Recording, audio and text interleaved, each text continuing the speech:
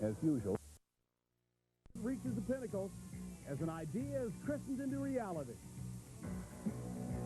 After decades of dreaming and hours upon hours of hard work, the crowning jewel of Louisville's riverfront now shines brightly. It carries a name that made Louisville famous, and it harkens us back to the glory days of baseball. The gates are now open. It's opening night at Louisville Slugger Field, and all the excitement is coming to you live right here on Wave 3. Live from Wave 3, Wave Country's news leader. It's time to go out to the ball game as Wave 3 presents live coverage of tonight's opening game at Louisville Slugger Field. And now, live from downtown Louisville, it's time to play ball.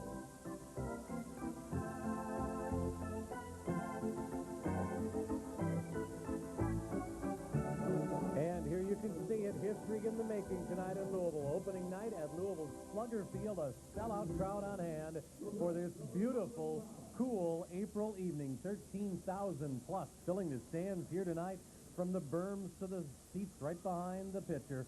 Good evening, everyone. I'm Scott Reynolds along with Bob Dominy and Jim Kelch. We are here tonight for a fabulous night of baseball. It's been since 1957 since Louisville's had a new baseball stadium, Bob. This is a momentous occasion. I can remember back in 1981 when the first rumblings came about that we might have a AAA franchise here in Louisville. A. Ray Smith was talking about bringing that club from Springfield, Illinois. Well, the rumblings became truth. And when truths happened, we had people come out in numbers we couldn't have hardly believed, over 1 million in 1983. During the last few years, we've had a demise of the stadium. The clubs were not winning on the field, and we got down to about 5,000 a year. And I wondered, would we ever feel the spark again?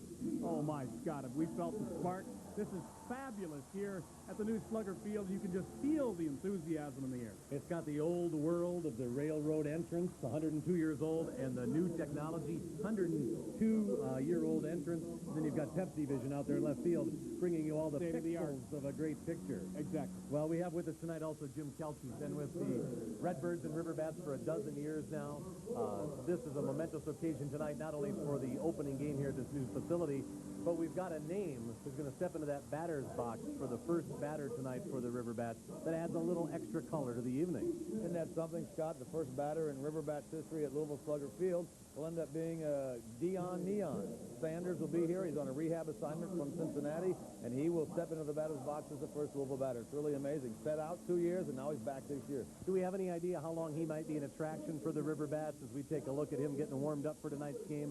Does he have a plan to be up with the big club in a couple of weeks or 2 months? Well, I think if you talk with him, he'd say probably a week or so down here, depending on how his left knee reacts, depending on how his right ankle reacts. He has 3 weeks that he could spend down here on rehab from Cincinnati. I know he'd like to think it'd be a week or so, and he'd be ready to go back up to the big league team. He took some time to talk to the media tonight. Apparently his whole family is here. Even the dog came, I guess, tonight. So it's a Deion crowd. You know, he's a family man now. Everybody has to be together all the time. And we wish him well. We hope he does well for this team, and certainly then can go back to Cincinnati and add to that ball club. Okay, well, he's going to add a little spark to this first night here at Slugger Field. That is for sure. Tonight's pregame show on Wave 3 is brought to you by your Louisville area Ford dealers. Also, Budweiser, official beer and proud sponsor of Louisville River Bats baseball. In addition to that, we've got Kentucky Farm Bureau all-around coverage, all around Kentucky. Kentucky Farm Bureau Insurance. And Byerly Ford, nobody beats a Byerly. And Diversicom, a Suncom authorized dealer, your source for wireless service. And the Louisville Zoo, where the wild Timexes are. Come see the koala before he splits on July 31st. We're going to be back with all the pageantry of opening night here at Louisville Slugger Field in just one moment right here on Wave 3.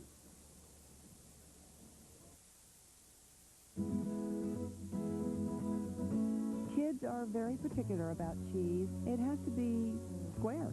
But you've grown up. You expect more, like Arby's bacon, beef, and cheddar. Hot, tangy cheddar, not some bland cheese. And not ordinary bacon. Arby's thick-cut pepper bacon. Finally, someone is making sandwiches good enough to satisfy grown-ups. The bacon, beef, and cheddar, only at Arby's. Now that your tastes have grown up. Up to hear in off-road is no time to discover your truck's off-road package is little more than decals, when what you really need is a burly, overbuilt suspension. Solid steel and high-tech composite skid plates, big, honking 17-inch wheels, and special tires. The new and very different 2001 Dodge Ram Off-Roadster. It draws a new line in the mud. Now get a $1,000 cash allowance on 2000 model year Ram. For nearly 50 years, you've made us part of your family. Now we'd like you to meet ours. We are Champion. Our skilled craftsmen manufacture and install one of the finest replacement windows in America.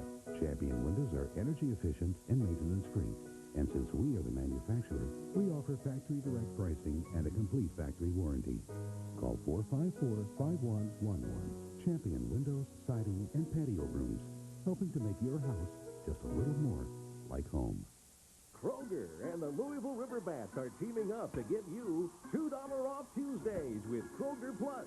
Just bring your Kroger Plus card to the River Bats ticket office, and you'll save $2 off reserved seats for any Tuesday night game at Louisville Slugger Field. Score big savings at the plate, only with Kroger Plus.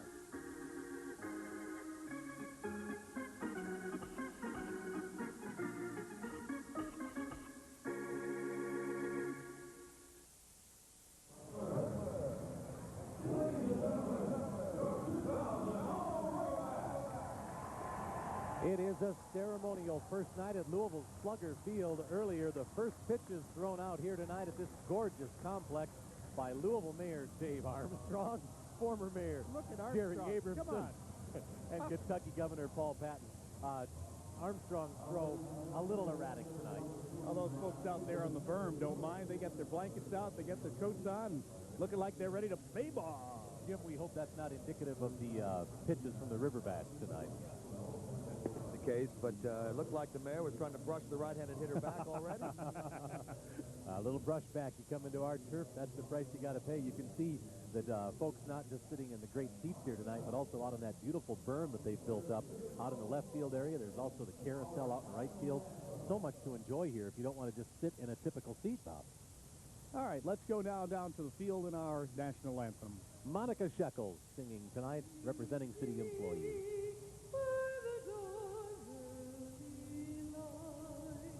What so early we hailed as the twilight last gleaming, whose broad stripes and bright stars to the perilous fight o'er the rampart we watched were so gallantly streaming, and the roses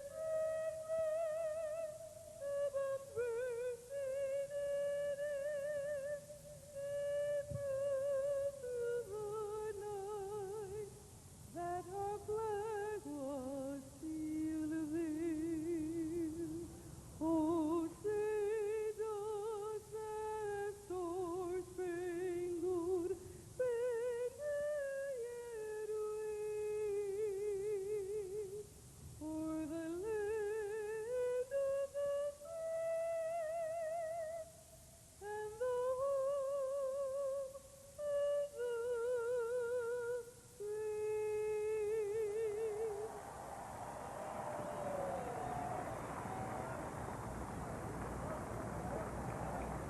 Ladies and gentlemen, approaching... And that's not Louisville over Thunder over Louisville starting early, Bob. That is the C-130s here doing a flyover tonight as we get opening pitch just about ready to go here at Slugger Field. Isn't that pretty? I mean, this is done in first-class manner, as it should be for a packed house here now at opening day of Slugger Field. I thought Jim Kelsey would never get here. Well, you and me both. I mean, we've been waiting for so long for this, really since 1996. And what we've really been praying for is that the weather would cooperate, and indeed it has. It's not 70 degrees in June, but it's very, very comfortable here this evening and no rain. Yeah, it's a fabulous night for baseball. Some light jackets is all you need here tonight as we get ready to give you the starting lineups in a moment from Game 1 at Louisville Slugger Field. Stay with us.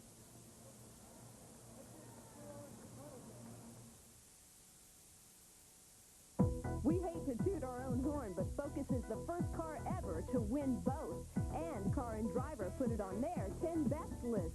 It's no wonder. Focus with its edge design, the way it grabs the road, room for 5, and let's not forget, Focus starts at 12.4 with low 4.9 financing. That's right, 12.4 with low 4.9 financing. Toot the horn of the car picked Car of the Year on 2 continents, only at your local Ford dealer. What's a koala? A cardinal! A bear. No, it's a marsupial. What? What do they eat? Persimmons. Raspberries. Big Mac. No, pickles. They eat eucalyptus leaves. Where do they live? Paducah. No, Australia. Who wants to go see them? Oh, the Louisville Zoo, where the wild times are. See the koala before it splits on July 31st. When Kentucky families set out to achieve their hopes and dreams, getting there is half the fun. Plenty of families start life on their own in an apartment. And then in time, they're ready for a starter home, a fixer-upper.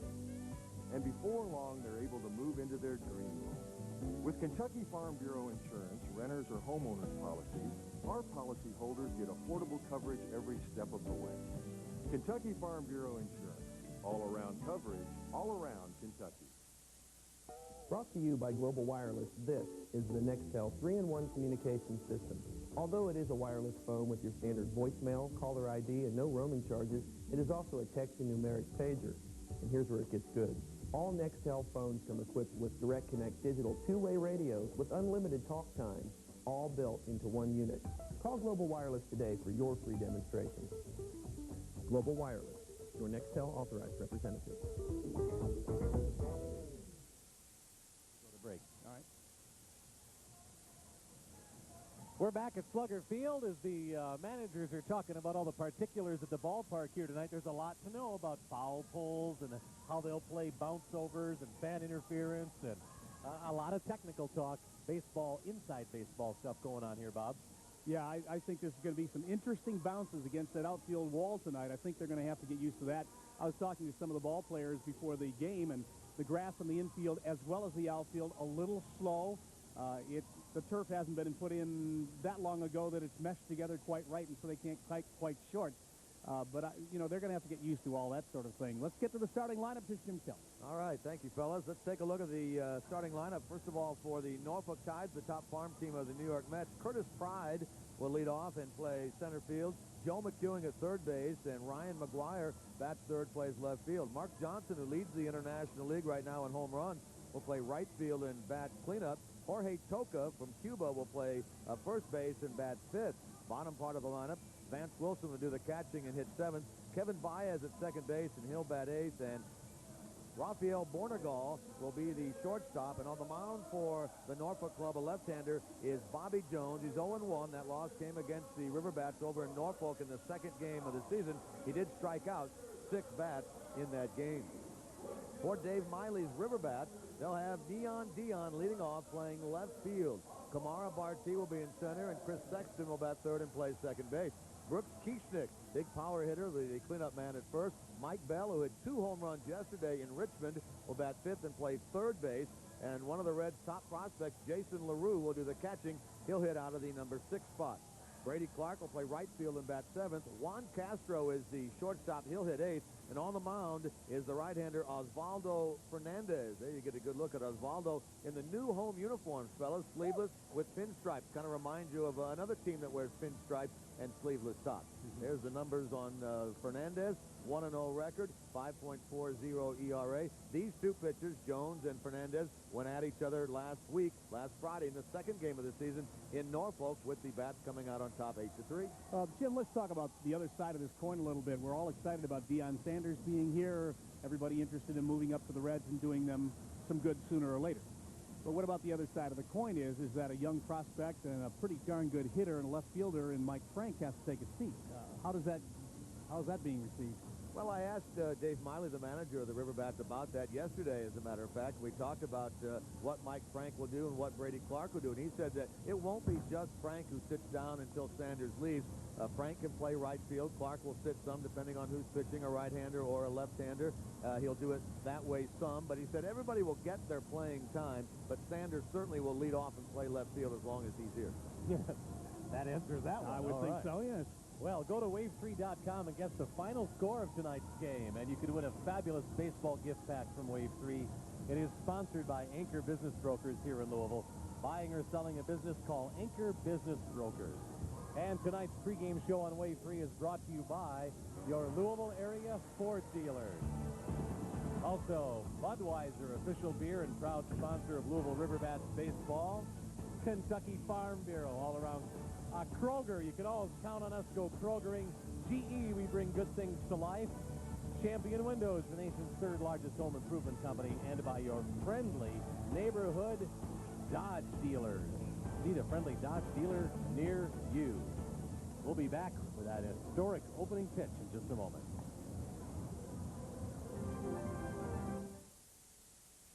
How can anyone help a kid like Mike when he's getting straight D's at school? Maybe it isn't just anyone. Maybe it's a robot. Bob Bothman and 15 other GE volunteers put in thousands of hours with Mike and a bunch of seniors at Western High School, building a challenger for a national robotics competition. It did well, and so did Mike. Now he's getting straight A's. Classic oven-baked Italian sandwiches.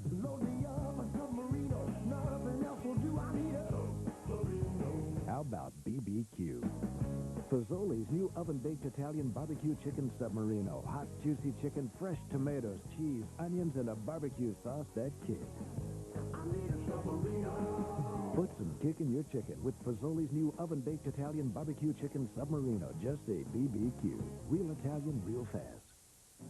Stay tuned to find out why nobody beats a Byerly. Right now, we've got Louisville's widest selection of 2000 model Tauruses. Get a $500 rebate and 3.9% financing, or save on Windstar. Get ready for summer vacation with a $1,500 rebate or 0.9% financing for up to 60 months. Get them while they're hot. Remember, nobody beats a Byerly. Ask any of our loyal customers since 1944. We've been the low-price leader. Byerly Ford, just north of the Waterson on Dixie Highway in Shively.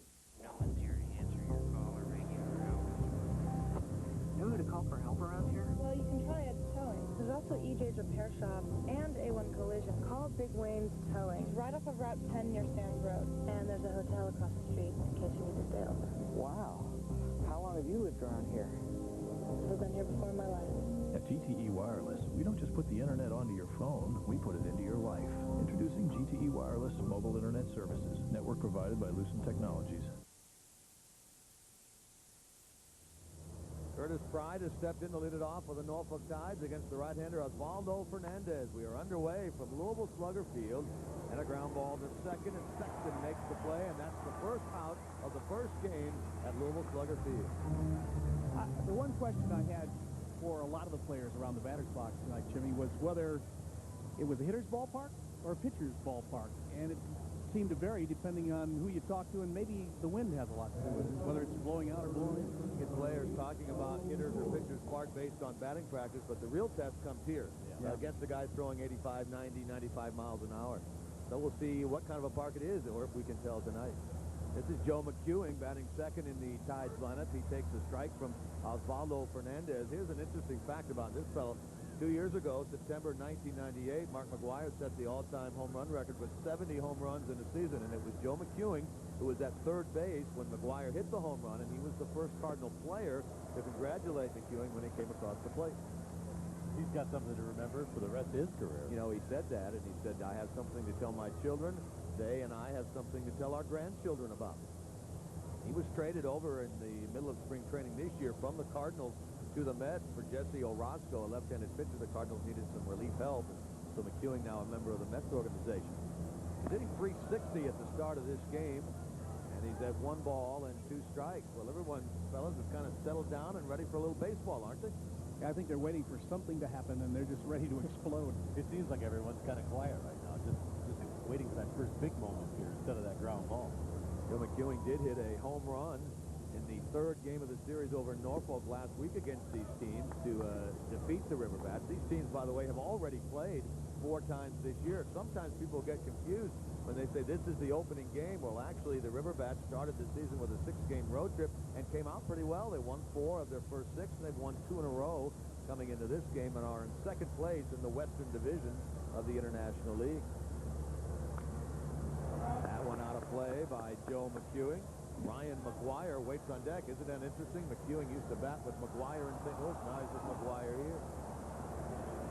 I think one of the nicest guys I've met so far is one of the assistant coaches, Grant Jackson, who works with the pitchers, throws batting practice. And I asked him about Osvaldo Fernandez, and I said, what kind of a pitcher is he? He says, it's almost everything. Yeah, that's what he told me also. Trying to write down some notes on the pitcher, Fernandez. He says, everything. He throw everything up there. At 2-2, that's a foul ball. Past the manager of the Norfolk club down there, John Gibbons, manning third base. There's a good look at the right-hander, the former Cuban national team pitcher. He defected 4 years ago, 1996, when the Cuban team came in to play the U.S. team in Millington, Tennessee, which is the home of the Olympic baseball team, and he came over and just never left. It's become common now. Almost every organization has a Cuban defector. Sure does. To first base, and this will be bobbled by Kieschnick. And there's your first base runner at the new ballpark, and Brooks Kieschnick will have the label on him now as the first error of the new stadium. You know, when they build these new places, they keep track of the first. So that was the first error. We got a lot of firsts coming up here tonight. First ball hung up on the gutters. The fans were upset that the ball went up to the roof and didn't come back down. Looked like he moved a little early on that one, Jim, when it was coming to him. Just didn't stay set, didn't stay down on the ball, and maybe he was thinking about getting over to first a little bit quicker. Mikey, yeah, he may have picked up his head a little bit early, and so the Tides have the first base runner of the game with one on and one out. And an opportunity here in the first. Here's Ryan McGuire. He's their left fielder, hitting .267 with no home runs and 3 runs batted in. Should tell the folks that the young man behind the plate, Jason LaRue, is a great Reds prospect and really somewhat surprised, along with a few other people, that he isn't up with the Reds right now. And I'm interested to see that gun of his, because I know that's one of the best things he's got going. Very good thrower, very good hitter, and what the pitchers like about him, really more than anything else, is the way he calls the game. He's in sync with them, they say, most of the time. How's the ballpark set up, Jim, do you know, for speed? Do the River Bats want the infield grass to be a little slow, tailored toward their team? Do they water down the baselines a little more to slow teams down, or do they want it to be a fast curve, fast running track? Well, again, that's one of those things, just like the ballpark. Is it a hitter's park? Is it a pitcher's park? You've got to have to kind of wait and see what type of team you have. And so far, this team has done some base running, and they've hit some home runs. That's a base hit up the middle by McGuire, and McEwing will stop at second after making the turn. The center fielder for the Bats out there getting the ball back in is Kamara Barti. He's had some major league experience, Jim, with the Detroit Tigers last year, playing at the old Tiger Stadium. Yeah, 88 years at the old ballpark. There's a good look at McGuire. A fastball belt high, and he hit it hard right up the middle. Might have skimmed the top of the cap. Yeah, he almost took his head off, no doubt about that. Very possible. You know, you talk about the turf here, and this is obviously the first game that has been played on here, and it's only the second workout since the April 5th workout that the team had here. And even though the grass has been in, the sod, the Kentucky bluegrass, with 4 types of Kentucky bluegrass is what it's made up of, has been here for 4 months. It still needs to settle in, so it'll be a while before it's as true as they want it to be. Hitter now is Mark Johnson. He's a veteran outfielder, first baseman, playing right field in this game, hitting .556 with 4 home runs and 9 RBIs, and his 4 home runs, 2 of which came against Louisville in the series over there, is tops in the league after the first 4 days of the season.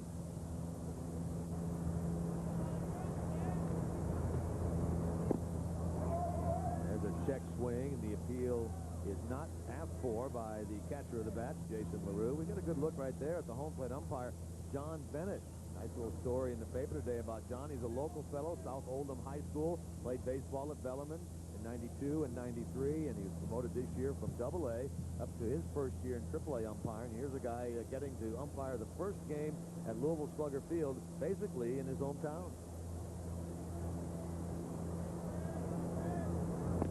Maybe we're going to get to see the arm of LaRue here, because McEwing is really taking a big jump after the pitcher's committed to the plate and going about a third of the way to third. He shortened it a little that time, though. Maybe he's changing it up. Well, we'll see what they do. 3 balls and no strikes with 2 on and 1 out. Bats would love a ground ball here with Johnson, who doesn't run overly well at the plate. Turn the inning-ending double play if they can get it. The outfield is shading Johnson to go toward left. Sanders way off the line out there. Johnson gave it a shot toward left field, fouled it onto the roof. Let's see if that one comes down. And indeed it does. Back into the box seat area, right behind the River Bats third base dugout. You better be watching. You get clunked on the head. I think we've already learned, guys, that if the ball rolls slowly off the roof, it's going to catch on a lip. If it hits like that one, it's going to bounce back down in a hurry. As the fans were complaining on that first one, but it is a rain gutter, and they'll be glad on another night to get water dumped on them. 3 balls and 1 strike to Johnson with 2 on and 1 man out. There's a fly ball that will be the second out of the inning into right. Brady Clark moves to his right and makes the catch. Runner from second, McEwing, will tag and move up 90 feet, and it's first and third with 2 out. That ball looked like it was in on the fist a little bit of Johnson and didn't carry very well out to right center. What the outfielders were telling me as I stalked around and talked to a bunch of them before the game started is that when you're in the outfield, we've got some deep alleys here. It's 402 to center field. It's 380 out to the left center field alley and 365 to the right center field alley. And there's plenty of room there to catch up to a baseball if you've got the speed. And the River Bats seem to have really good speed in the outfield. They really do. With Sanders, it certainly adds to it, but the center fielder, Barkey, is very quick, and Brady Clark moves around and has an excellent arm out in right field. Tides have runners at the corners with 2 out, and Fernandez will deal with the countryman here, Jorge Toca, who is from Villa Clara, Cuba. Osvaldo Fernandez, also from Cuba, but not from the same town. It'll be interesting to talk to the batters, too, after the game to see what they think of the backdrop. Jim, you were mentioning that it's kind of a see-through mesh out in center field right now.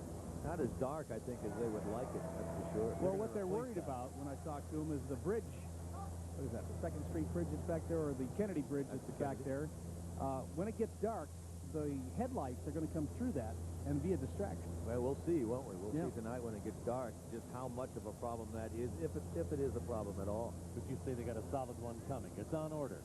Well, they're going to check this one out, and if it's not what they like, they are able to make a change. At 1-1, a ball down and in from Fernandez, 2 balls and 1 strike. As a look at Toca, who's hitting .238 with 1 home run and 3 runs batted in. Most of these players you'll see, guys, on both these teams, and Bobby alluded to it earlier, have time in the major leagues. Toca has a little bit of time. AAA and the way that teams use AAA teams now has certainly changed in the last 10 years. Good off-speed delivery there from Fernandez, and a swing and a miss by Toca. 2 balls and 2 strikes. I don't know that I've heard any more praise for anyone connected with this field than I have for Tom Nielsen, who's the groundskeeper here. I mean, to a man, they have praised him for his work that he's not only done elsewhere, but what he's done with this ballpark as well. Well, he's done a great job here. The grass looks phenomenal. The field looks phenomenal. He's put in many, many 15, 16-hour day to get this place looking like it looks now. At 2-2, a pop-up, shallow right field. Who can get it? In comes Clark, and out goes the second baseman, Sexton, and he made the catch. The 2 almost collided out in right field, but they do make the grab, and the first half inning of baseball at Louisville Slugger Field is complete. And we're scoreless in the middle of the first. Back with more as Deion Sanders opens up for the River Bats, and their first at-bat at their new stadium next.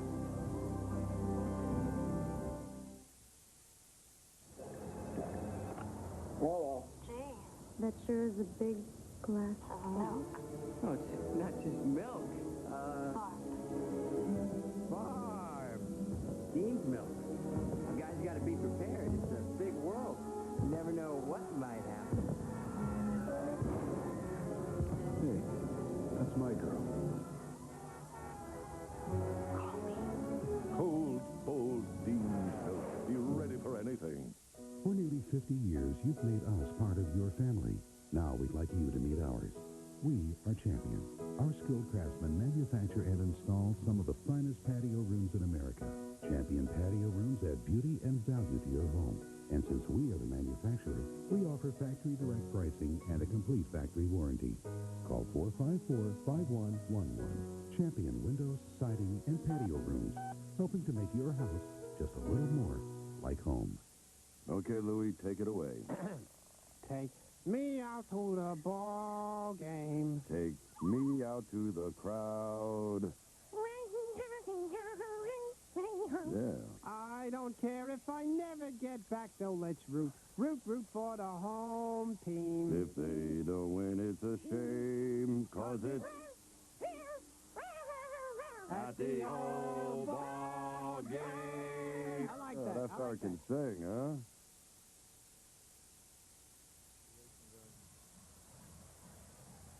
Look at here. The players all came out of the dugout and threw these soft baseballs into the fans. For the kids, it was a great moment because as soon as the inning ended, Sexton came in, threw the real baseball into the stands, and everybody popped out and threw these soft baseballs into the stands. Those would be fun to take home to the kids and let them play with a little bit, and you don't damage the furniture so badly either, Bob. Look at the man coming into the batter's box.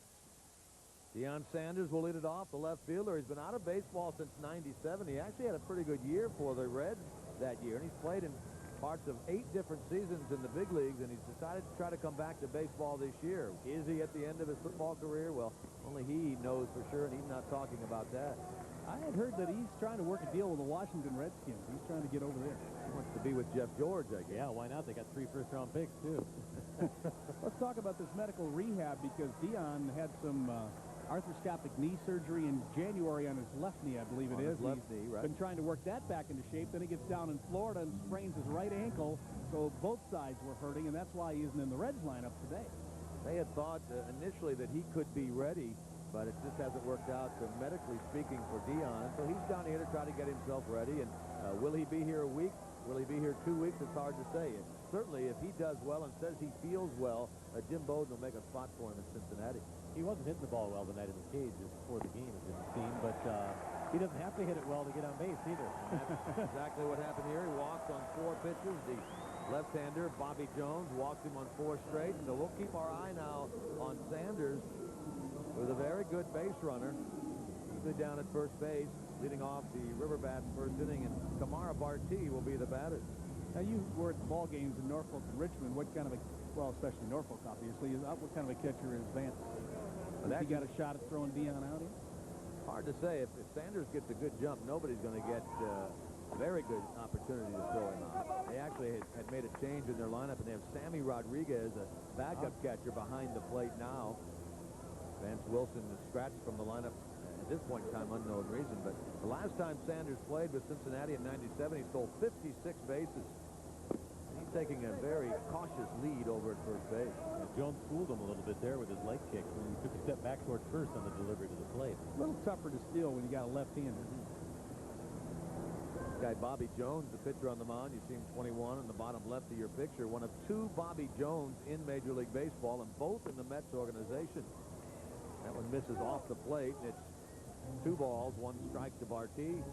What kind of hitter Bartee? Is he a punch-and-shooting hitter, or has he got some power? Has some power. He hit a home run, in fact, on the first pitch of the second game of the year against this fellow, Bobby Jones, last Friday night. Sanders bluffs a go, and Bartee fouls it out of play. Kamara hitting .296 with 3 RBIs, along with 1 home run. He has been the leadoff man prior to Sanders' arrival here in Louisville, and when Deion leaves, Bartee will move back into that spot. Bartee has moved down to the number 2 hole now, and Sexton has moved down from second to third. Chris Sexton waits on deck. 2 balls, 2 strikes, and a throw.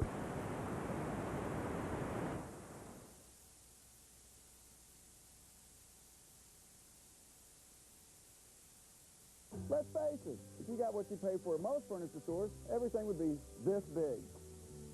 Classic Furniture always gives you the guaranteed lowest price. Save on solid birch dinette starting as low as $2.99. 8-piece Famous Maker all-wood bedroom suits from $11.99. Solid oak curios from $2.99. Leather recliners starting at $4.99. And leather sofas from $5.99. Classic. Furniture to fit your budget, quality to fit your style. Drive-in movie theaters have been in and out of fashion over the past 50 years, but the insurance that gets you there has always been a hit. That's because Kentucky Farm Bureau has automobile insurance for every stage of life. We offer good student and driver's training discounts, even policies for not-so-perfect drivers. Multi-vehicle and multi-policy discounts so popular with families, as well as safe driver's discounts for those with good driving experience. Kentucky Farm Bureau Insurance. All-around coverage, all around Kentucky. No matter what, no boundaries. Your Ford outfitter's got the most complete line of SUVs on the planet. No end to selection. Explore, Explorer Sport, Sport Track, Expedition, and the king of SUVs, Excursion. No better time to buy. Get 3 non-financing plus $1,000 cash back in the #1 selling SUV, Explorer. That's 3 non-financing plus $1,000 cash back. No matter what, your local Ford dealer has the SUV lined up to outfit you today.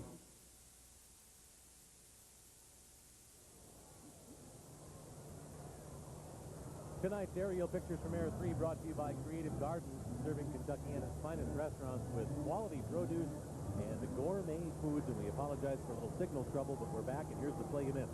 That was a nice play by the third baseman, Joe McEwing, off the bat of Barty to throw him out at first. Sanders did move to second. The batter now is Chris Sexton. He's playing second base tonight for the Bats. He's hitting .478, leads the league in hits in the first week of the campaign with 11, with 1 home run and 6 runs batted in.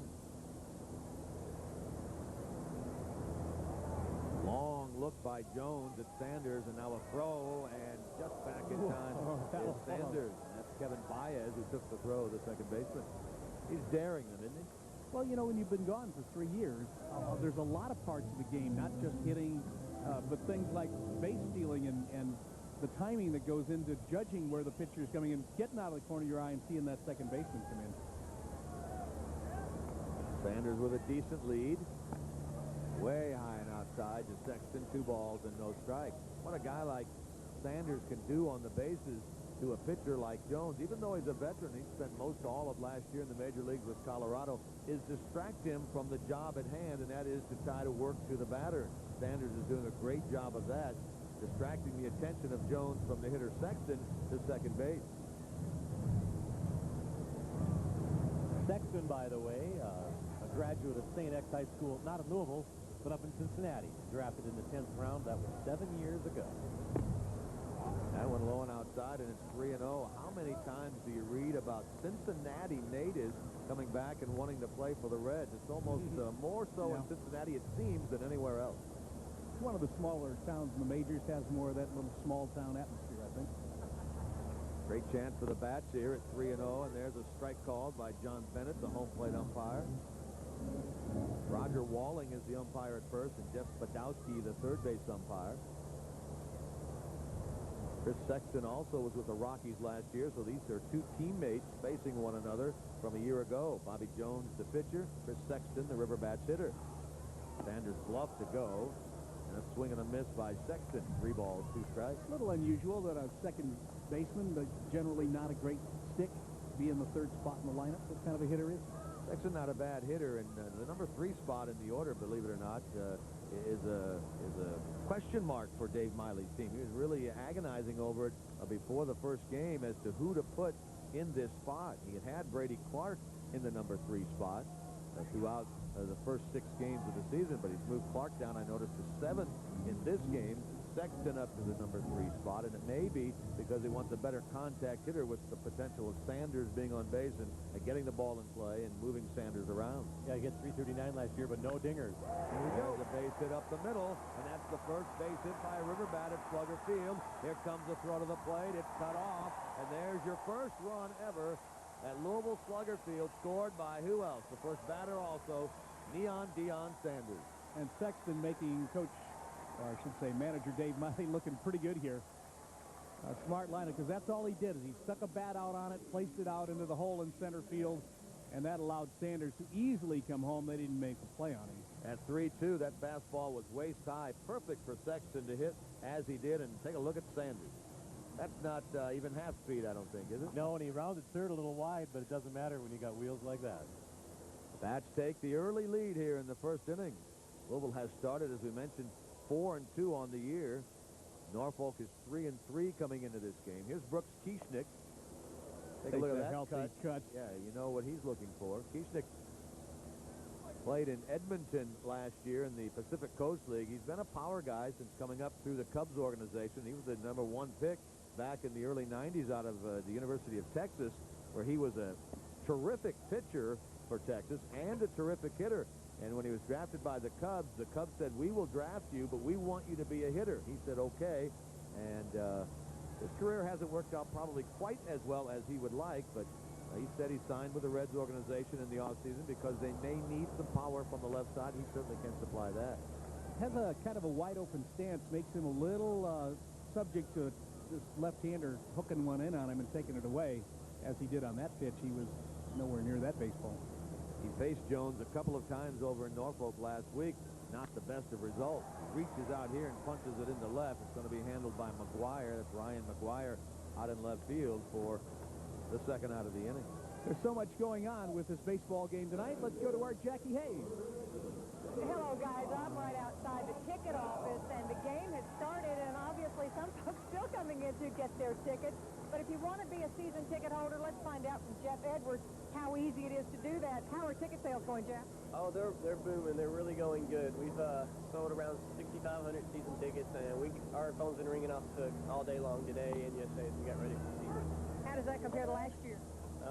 It's amazing how many more seats that we've sold this year. We didn't sell hardly very many last year. I think a lot of people weren't real happy with the Brewers, but when as soon as we heard that Reds were coming in town, the phones never stopped ringing. Looks like you got some work to do in here. A little construction yet to go, huh? Yeah, we still got a lot of work to go on the stadium, as you can tell from walking around. But it's amazing how much they've done in the last couple of weeks out here. It is an exciting night, and good luck to you on sale. Thank you very much. All right, Jeff Edwards, and we're going to send it back to you all. All right, thank you very much. Mike Bell is the batter. There's Bobby Jones, the pitcher. 1-0. The River Bats have taken the lead. And what a great story Mike Bell is. Oh, my. He really crushed it yesterday, didn't he? I mean, that was a no-doubter on that grand slam. Hit a grand slam against the Richmond Braves yesterday, the first River Bats grand slam of the year. Then just to top it off, had a solo home run later in the game in the 8th inning. 2 home runs, 5 RBIs on the day yesterday for Mike Bell, who had Buddy Bell stayed in the Reds organization. Of course, Buddy left, and he's the manager of the Colorado Rockies now. He was the farm director here.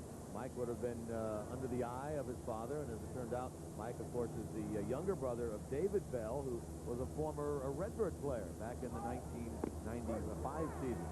With a runner going, a bad throw that is knocked down by the second baseman Baez. That'll be a stolen base for Chris Sexton. Go to wave3.com and guess the final score of tonight's game. You could win a fabulous baseball gift pack from Wave 3. Sponsored by Anchor Business Brokers here in Louisville. Buying or selling a business, call Anchor Business Brokers. Glad to have them with us tonight. And that was strike 3, I guess, on that steal. So we're done with 1 and back with more in a moment. We shopped for months looking for new windows. I think we must have looked at every window made. Well, I sure am glad we took the time to look at one more window.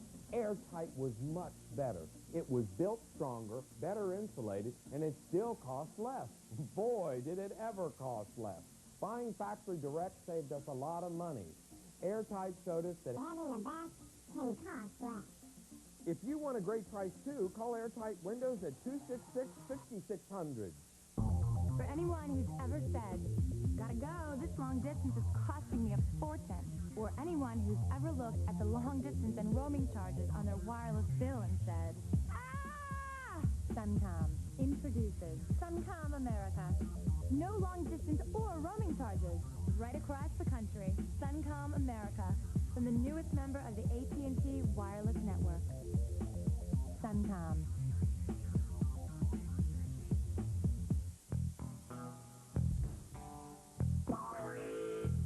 For Dodge Dakota, success comes about as naturally as wearing the Magnum engine badge. It offers far and away the best power in the class.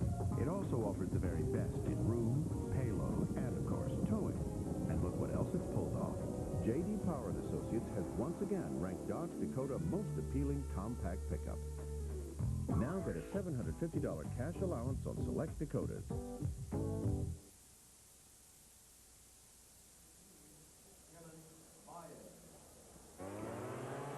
Opening night at Louisville Slugger Field, and Wave 3 is brought to you by Budweiser, official beer and proud sponsor of the Louisville River Bats. Kentucky Farm Bureau, all-around coverage, all around Kentucky.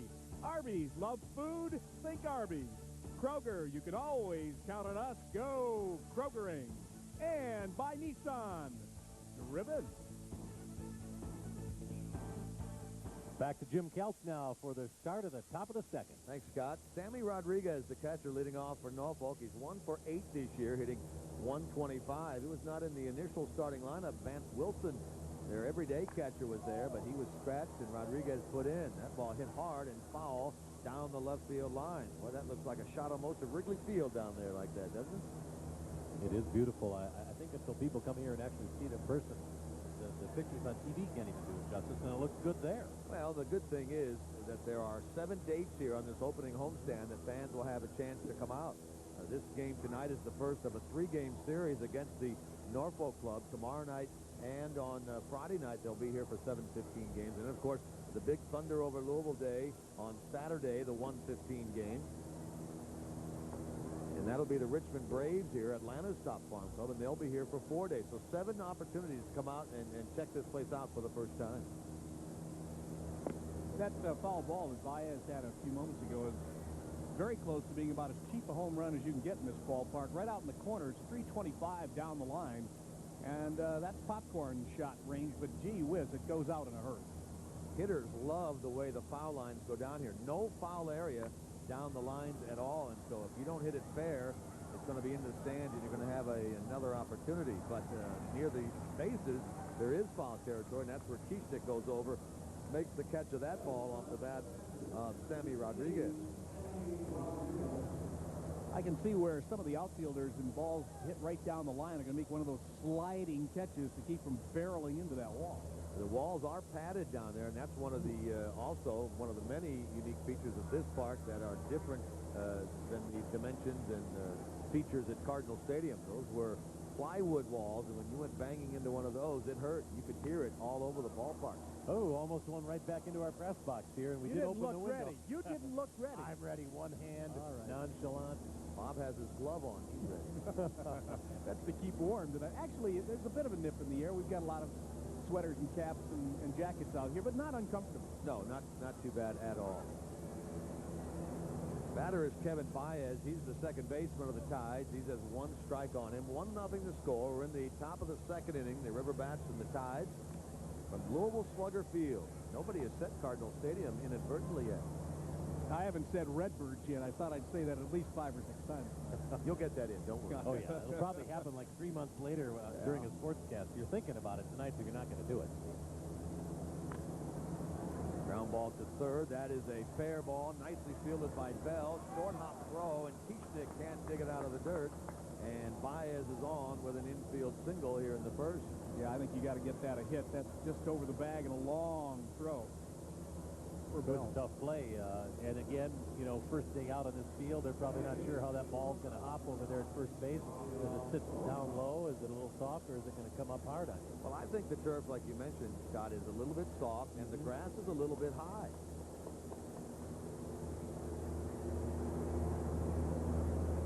One on and one out. The shortstop, Rafael Bornegal, who was just signed by the New York Mets organization, steps in. Played in 1 game, 2 out of 4 thus far. He's a veteran player. And here's another player, like we were talking about earlier, that teams have put on their AAA rosters now, that in case there is an injury in the big leagues, they can go right to these players and know that they can go up, fill in, and do a decent job. There are prospects certainly at the AAA level, but not as many as there used to be. They a lot of times keep those prospects at AA. Well, we've got stars all over the place tonight. Lloyd Pinky Gardner from out at Fairdale High School just stopped by and gave us a wave. The who's who tonight, isn't it? Isn't it, though? It really was, especially on the field before the game. Yeah. The governor and the mayor and the former mayor and everyone else out there tonight. 1 ball and 1 strike to Bornegal. There's a strike on the inside corner. Nice pitch by Fernandez, and it's 1 ball and 2 strikes. Yeah, but nobody had Jimmy Brandenburg on there. Why was that? I don't know. I was lucky, I guess. He is, in case you missed that, folks, the assistant visitors clubhouse manager. Long title. There you go, from Brown School here. Broken bat, comebacker to the mound. Fernandez, the second for one, on to first. Oh! I'll tell you what, this just doesn't go down in your little book where you're writing things down, Mr. Kelch, but that was a nice play at second base. Want me to write that? Oh, I mean, that was not a good throw. Watch this coming up, and watch the play that Sexton makes here. Oh, yeah. And get the throw off that was very close.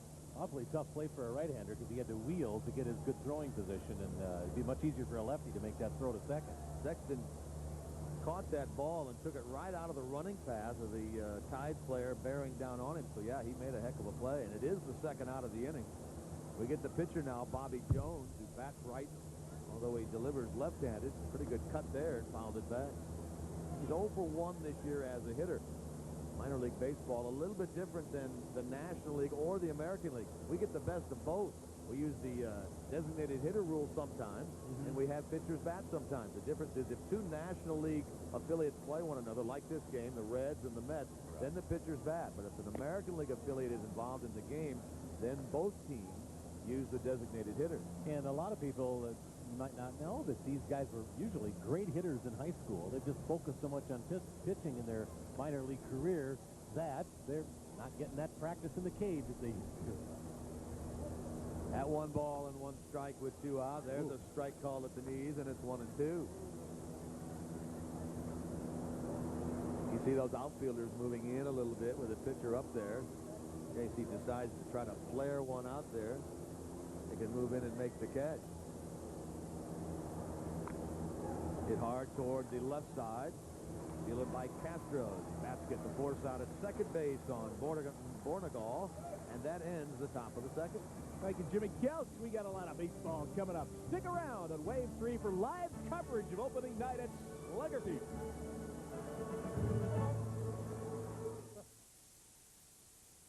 At 7 a.m., the first cars arrived. 550 GE volunteers were about to fix up Brooklawn Youth Services. They landscaped the whole place, planted 150 trees, built a barn, constructed a playground, and introduced some of the boys to the pleasure that comes from just doing a good job. Not bad for a day's work. What if you could have what you wanted without sacrificing a thing? Introducing the 2000 Ford Taurus with a double 5-star safety rating and features like adjustable foot pedals. Now, get Taurus with 500 cash back plus 3.9 financing. Or choose Ford Windstar with the government's highest crash test rating, available reverse sensing system, and power sliding doors. Windstar, now with 1,500 cash back or 1,000 plus 0.9 financing. See your local Ford dealer today. Kroger and the Louisville River Bats are teaming up to give you $2 off Tuesdays with Kroger Plus.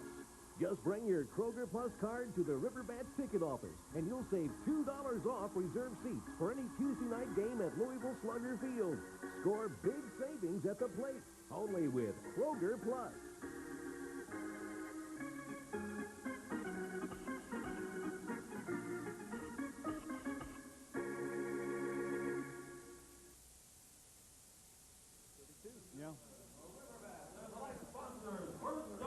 What would an opening night be without a little San Diego chicken, or just the chicken now? I think they've stripped the city title, and he performs all over the country. Is that still Giannoulis in there? I don't know. Is it Ted? Yeah, Ted Giannoulis. Yeah, might be. You know, he's appeared here in Louisville for years, and it's always been one of the bigger crowds out at the old ballpark, Cardinal Stadium, and there's a youngster enjoying it. I think that's one of the things that the Redbirds did originally, that the River Bats have continued and have built into this park even more than we had ever out at the fairgrounds, is this entire family atmosphere. I think it's going to be just an ideal place to take the entire doggone family, and ticket prices have not gone out of sight. No, they're anywhere between $3 to $8. $8's the top price.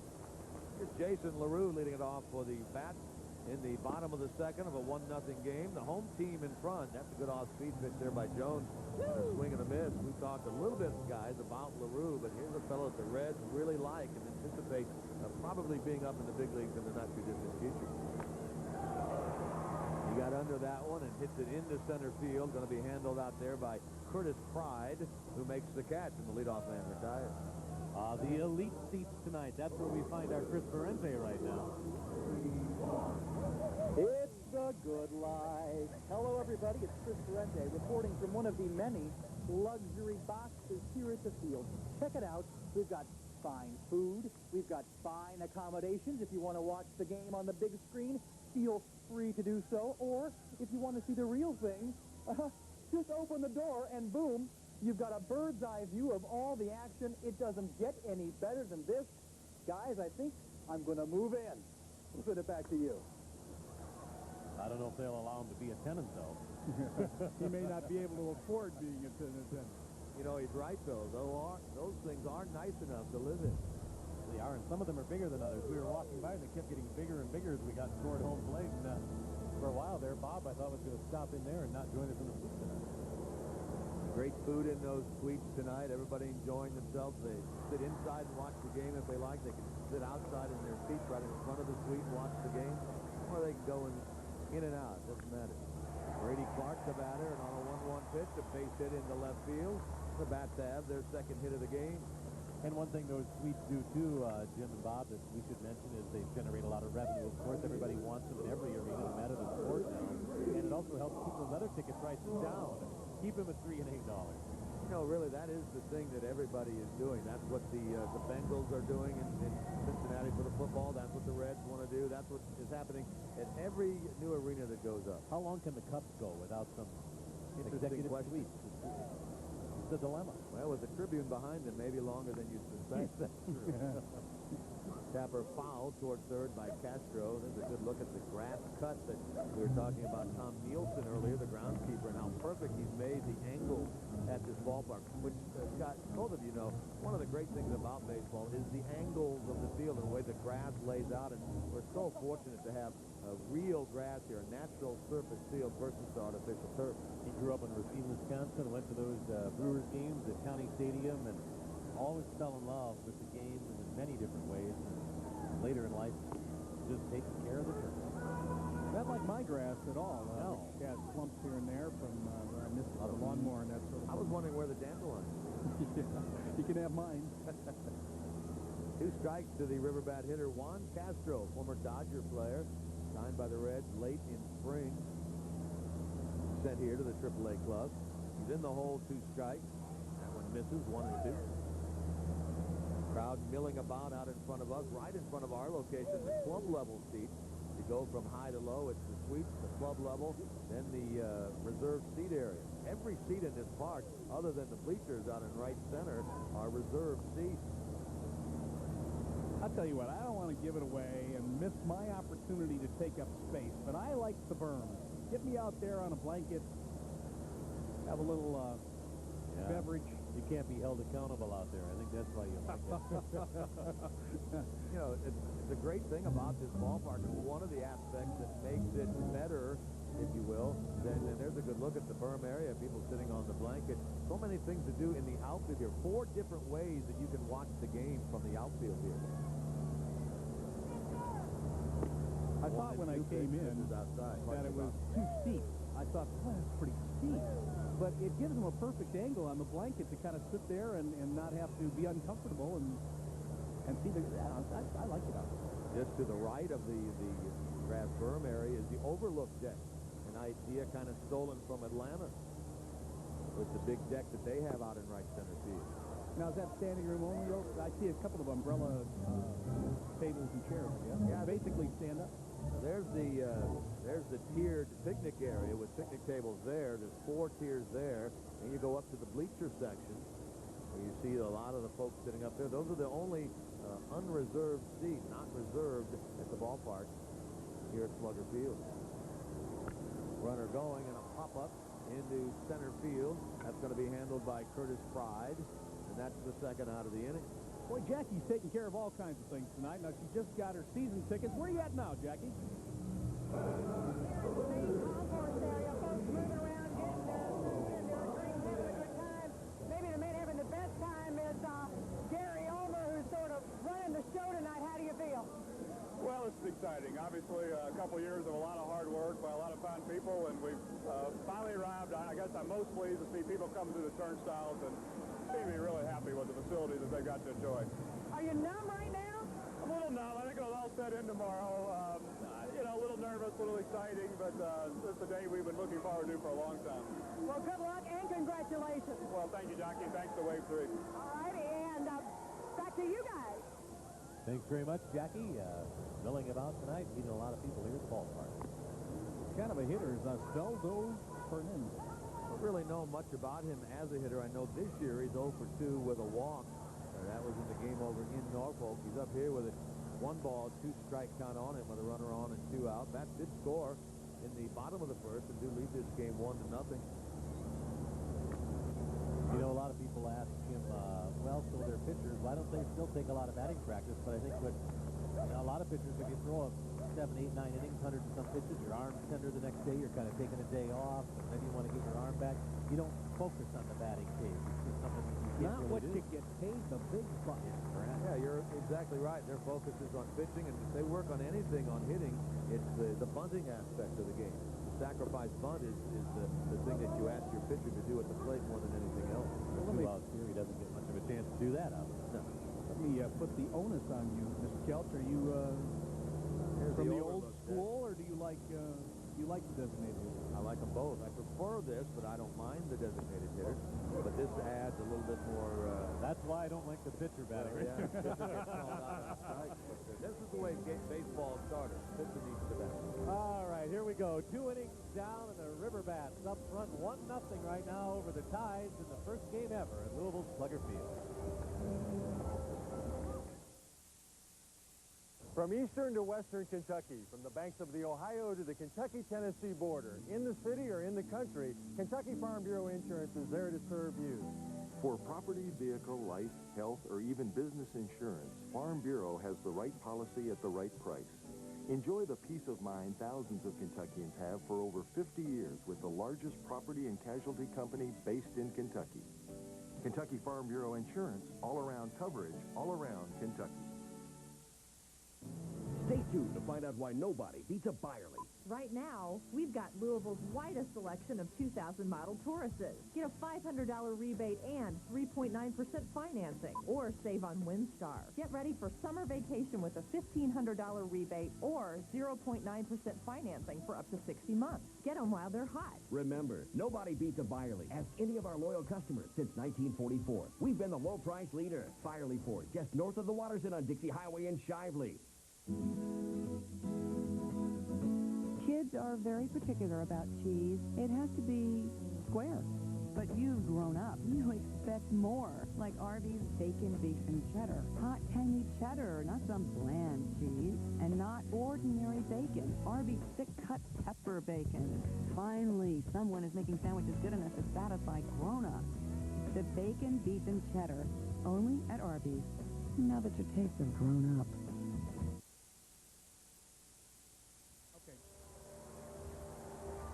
Tonight's aerial pictures from Air 3 are brought to you by Creation Gardens, serving Kentuckiana's finest restaurants with quality produce and gourmet food. And wouldn't you know it, the chicken hatched up a plan of his own here tonight at the ballpark and brought along a few little pals. And there they are, entertaining the fans tonight. And what a great surprise that was, especially for the kids here this evening. Yeah, those are all locally grown kids. He just stuck them in a uniform that fits, and isn't that fun? Planted them in January, and they came out in April. There you go. Chicken is a great entertainer, goes around the country all summer long, big leagues and minor league parks, entertaining fans, and always generally the biggest draw that a ballpark gets each year. Game is moving into the third. The Bats lead it by a score of 1-0. Both teams have picked up a couple of hits in this game. And for the Tides, back to the top of the order, and Curtis Pride, a left-handed hitter, former Montreal player, and people who follow baseball know that Curtis Pride is 95% deaf. Does not use sign language, is a lip reader. And the 5th player in Major League history, only the 3rd in the last century, to play in the big leagues as a deaf player. Broke in 93 with the Montreal Expos. And it's tough, too, when you're in the outfield. You can't hear the crack of the bat. Lots of times players can tell if it's been hard hit or not because of that. There's a strike called, 1 ball and 2 strikes to Pride. Joe McEwen will follow, then Ryan McGuire. Osvaldo Fernandez not walked anyone, not struck out anyone yet in this game. His first time out, he went 5 innings, allowed 3 runs, 5 hits, picked up the victory for the River Bats over this Tides club. You start thinking about all the great outfielders that Montreal produced back with Andre Dawson. I mean, trying to think who came up. Who were all the great outfielders? Montreal had like 3 or 4 of them at once, and they ended up losing all those guys. That's kind of how it seems to work. Dawson is the one that sticks out in your mind more than anyone else. They've had a ton of it. Gary Carter started with Montreal as an outfielder before switching to catching, particularly when he went to the New York Mets. Valentine was an outfielder who played for Montreal years ago. They had always one of the best farm systems around. Still do have a very good farm system, but it's a necessity for them back in those days because they couldn't put out the money at the big league level to get the free agents. There are a few major league teams that seem to supply other major league teams, and Montreal's been one of them. I loved it when I used to...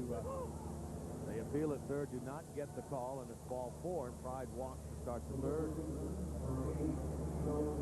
Go to wave3.com and guess the final score of tonight's game. You could win a fabulous baseball gift package from Wave 3. It's sponsored by Anchor Business Brokers here in Louisville. Buying a business or selling a business? Call Anchor Business Brokers. What do you think? What's the final score going to be? I don't really care what it is as long as the Bats win. 7-2 Bats. Okay. I'll go 5-3 Bats. I've seen this team a little bit. I think they're going to produce some offense. I'll go 8-2. Okay, let's in favor of the Bats. Everybody's picking Louisville. Quite naturally. You reminded me when we used to watch the Montreal games on television when they first became a franchise. And I can remember the field announcer saying, and catching for the Montreal Expos, John Bacabella. That's right, John Bacabella. Yeah. They played out at old Jerry Park in their early days, which is now a tennis facility up there in the Montreal area. It's kind of a shame what's happening to the Canadian franchises with the lack of tax relief and some other things that don't allow them to grow the way they want. We see it so much in the National Basketball Association. It's hurting the baseball teams, too. Now, the fellow who has come in and is now the owner of that Montreal team, Jeffrey Loria, used to own the Oklahoma City team in the American Association. Remember when Oklahoma City used to come in and play Louisville? They were owned by Jeffrey Loria, who's now taken that team over. And he has infused some cash into that club. He did sign a couple of free agents, and he now has Hideki Irabu on that team up there. They hope to improve themselves record-wise and to get better, draw more fans, and thus be able to build the new ballpark that they've been talking about for years. Runner going. That's a nice hit-and-run base hit by Joe McEwen into right field. Pride makes the turn, and he alights at third. It's first and third with nobody out here in the Norfolk half of the third inning. And boy, Joe McEwen can handle the bat very well. Here's a guy who was a very, very low draft pick in the 20s or 30s for the Cardinals and labored for many years in the St. Louis minor leagues before finally getting a chance with St. Louis. Thought he did a great job of taking that breaking pitch on the outside corner and going with the pitch, driving into the hole that the second baseman had just made to cover the bag. Perfect hit-and-run situation. And if you just joined us, it is 1-0 River Bats right now as we are in the top of the third with Norfolk threatening here, runners at the corners, and nobody out. Now, as you're seeing a lot of as you look around the park are cameras. People taking a lot of snapshots, video cameras, as they want to remember the moment. There's the line drive down the left field line. That's a base hit. Sanders will go over and get the ball. Tides have tied the game as Pride scores. Over to third is McEwen. Deion gets the ball back in. Good piece of hitting there by Ryan McGuire. He went right with that pitch, and it ties the score 1-1 here in the top of the third. Can I change my score? No, but we've written it down. Oh, wow. Take a look at Deion getting over to get this ball on the warning track out in the corner. He disappears from our view. It's hit so well, Pride can just jaunt home. Now they got runners at second and third, and still nobody out. Deion played that carefully. The last thing you want to do is run up toward that wall and have it bounce out and come behind you and go towards center field on you. He did prevent that from happening. Now, what do you think's the strategy here? We have first base open. You got your cleanup hitter, Mark Johnson, up there. Swing and a miss by that Johnson. Answers the question. Yeah, on the first pitch. Go ahead. Choka Another powerful hitter waits on deck. Generally speaking, with nobody out, you don't want to put a guy on. They'll do it a lot, you'll see, with 2 men out. Try to get to a pitcher or a weaker hitter, but with nobody out, you don't generally see them put the fellow on. He was looking for a fastball there and got some nice off-speed stuff down. This is a very powerful hitter. Mark Johnson spent last year in Japan. Hits that ball hard and foul. Well, and the advantage of the Tides, too, is that they've got a left-handed stick against the right-handed pitcher, which gives the batter a little advantage, too. We'll see how his control is here on 0-2. He wants to get him fishing, maybe a fastball outside, and we'll see if he can hit a spot early in the season. Pitchers sometimes have a little trouble hitting their target. Yeah, he doesn't want to lay anything in there for this guy. Leads the league in hitting as far as home runs are concerned with 4. 2 of those came against Louisville. Should mention to those of you that are not familiar with the confines of this ballpark, it's 346 down the right field line, and then angles out to 365 in right center field and 402 in center field. So he's got plenty of target out there to hit to if he lays one in there. 1 ball and 2 strikes. Look from behind the home plate area here at Slugger Field.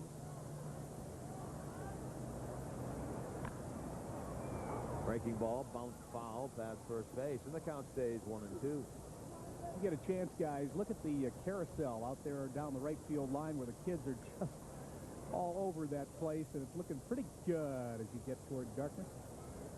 These small ballparks around the country try to have something to really be remembered by. I know at St. Paul Saints up there have the hot tub out in right field, and they give you haircuts back here behind the catcher, just at the bottom of the second deck. And this is definitely a signature spot in right field for the Bats. Hard hit ground ball to first. Runner coming to the plate. McEwing will score as Keachnick makes the play at first. They get the out. They trade a run for an out here in the 3rd inning. The Tides have taken a 2-1 lead. Runner at 3rd with 1 man out. You know, you're right, Scott. The signature carousel out in right. A lot of ballparks have some hot tubs. Some even have swimming pools. There are others that have the barber that cuts the hair during the game, but I've never seen a carousel in the outfield before. That's new.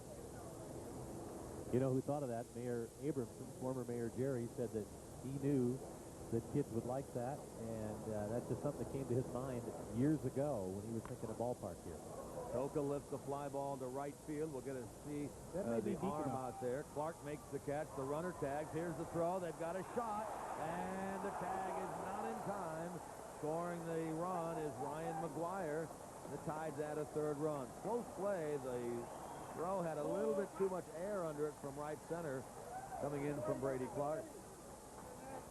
And it was just a little up the line, or he might have had him if he'd have hit the mark. Let's check out Chris Parenti and what he's up to. It's Chris Parenti. I am in the nerve center, operations for the new field. And right here, this is Bob Ramsey. Bob, you're the organist here? Organist and music director, and this year, a little wrinkle, we're doing a little bit of video as well. You're a jack of all trades. Well, I hope so. We'll find out. I'm either going to be a jack of all trades or a jackass. We'll find out tonight. Finally, do you have a favorite tune you like to play for the crowd? Well, of course, it's Take Me Out to the Ball Game, and that'll be my starring role here in about the middle of the 7th this evening's game, unless we have a power outage like we did today. Good luck, Bob. It's one of my favorite tunes as well. Take it easy. All right, back to you guys. Who's doing the whispering? Who's whispering? Chris. Sacrifice fly into right field. Watch Clark's throw here. A little too much air under it. Good try by LaRue, and a nice slide, really, by McGuire, getting away from the tag of Jason LaRue at the plate. Tides have played it 3 times here in the 3rd. Runner going and a foul ball.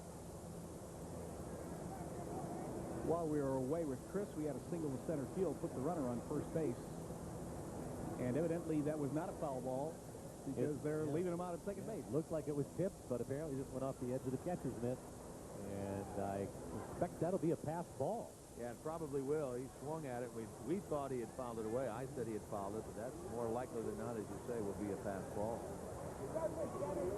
You see that Tiger jacket going by? There's 2 of them. 2 Tiger fans in the entire world, but we'll stick with them. You know, it's one of the only teams that's worse than my Twins. Oh, come on so now. I'm glad I got you at the station That's over there. not right. We got a brand new park.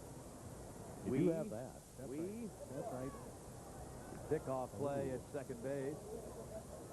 Apparently the shortstop didn't know it was on. Yeah, and it's a good thing Osvaldo found the shortstop and didn't throw right to second base, because that'd have been on into center field. That's the way you're taught. You're taught to wheel around and throw to the base, and you're right, Bob. He was lucky he didn't do it that time, because we were taught to rock and fire right down there about a foot off the ground, put that ball on the base. Oh, he got a good piece of that one. We'll see Deion Sanders make his first play on a fly ball. He makes the catch. You look comfortable out there for that one. We're now at the end of the top of the third inning. And the Tides got 3 and lead 3-1. We'll be right back.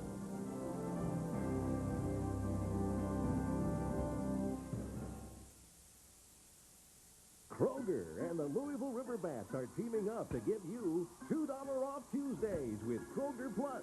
Just bring your Kroger Plus card to the River Bats ticket office, and you'll save $2 off reserved seats for any Tuesday night game at Louisville Slugger Field. Score big savings at the plate, only with Kroger Plus.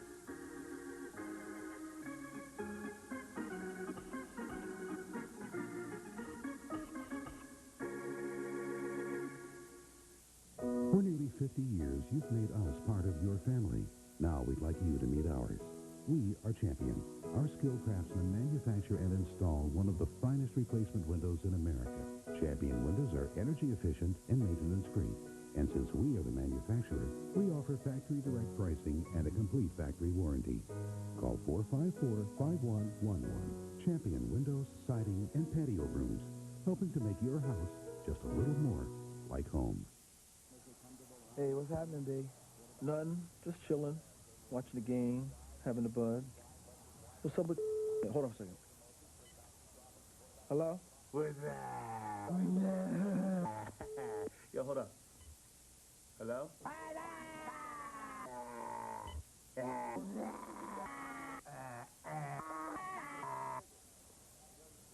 So what's up, B? Nothing. Watching the game, having a bud. We're back here now to start off the bottom half of the third inning at Louisville Slugger Field. The River Bats right now are trailing 3-1 as the Tides put together a nice top half of the third with some good hitting and a little everything to take the lead here tonight. But again, Pepsi Vision giving a beautiful view of replays for folks out in left field. But what everybody wanted to see tonight was Neon Deion, I think, other than the ballpark. Look at the cameras flashing. Here he is, making his second plate appearance of this game. He walked on 4 pitches to start the bottom of the first and has scored the only River Bats run of this game. The Tides, with 3 in the top of this inning, now lead 3-1. Let's see what Sanders can do here against Bobby Jones, lefty against lefty. Lost his bat, a little flare into right, and that ball is handled by Mark Johnson. And only 1 pitch this time from Deion. He flies to right field. Reminds me of the movie Major League. Shouldn't he be doing about 10 push-ups now for getting that ball in the air? See where this pitch is on Deion. Letter high. Got him in on the 5th, though. He just didn't get around on that and get the barrel on it. I noticed in batting practice, too, he didn't seem to quite have his bat speed up to par yet. He was hitting a lot of them about in the middle of the bat, but it'll come. The all-important first out is retired here in the bottom of the third. The batter will be Kamara Barti, who grounded out his first time. Barti's got good speed, too. I mean, he's not in Deion Sanders category, but he isn't too far behind. Not many players that are there? In fact, there may not be anyone in the big leagues that is as fast as he is. Not to say that he's the best base stealer, but speed-wise, pure speed. He played in the College World Series back in '91 with Creighton. Now, wouldn't he like to be called up and maybe play 10 years later in 2001 with the Reds? That'd be nice. Another World Series. Mean a whole lot more, I guess, for the pocketbook. I want you to know that in my playing days in the Little League, I was 1 for 1 on steals. Catcher bobbled it, kicked it around, picked it up off the backstop, threw it down there, almost nailed me. Probably still had you if the guy had dropped the throw. Ball hit well into center field. This will be handled by Curtis Pride for out number 2. Let's see what Jackie Hayes is up to. Well, right now, we thought we would take a short break and maybe have a lemonade. Karen's back here selling lemonades. How are sales? Oh, they're going great. I mean, it's the best lemonade stand in town. says. I'm telling you. Anybody asking for hot chocolate? Oh, not yet. It's one. You're only one we've had so far. Are you having fun out here tonight? Oh, I love it. I mean, this is the best job I've ever had in my life. You like baseball, huh? Oh, yeah. It's great. It's great. I'm glad to see my boys out there playing tonight. It's a big night for everybody. Yes, it is. It really is. Karen, good luck with that lemonade sale. All righty. Out here on the concourse, sending it back to you. Chris Sexton grounded out on the first pitch with 2 out and nobody on, and the Bats in the third go down in order. 3-1. The Tides out in front. Opening night here brought to you by Diversicom, a Suncom authorized dealer, your source for wireless. Byerly Ford, nobody beats the Byerly. And Champion Windows, the nation's third largest home improvement company. GE, we bring good things to life. And by your friendly neighborhood Dodge dealers. Back with a 4th inning after this.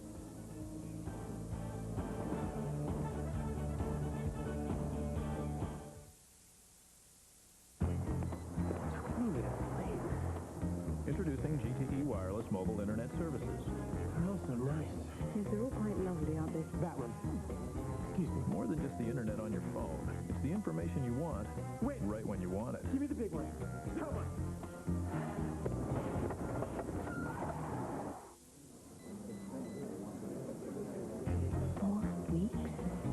GTE Wireless Mobile Internet Services. Network provided by Lucent Technologies. Classic oven-baked Italian sandwiches.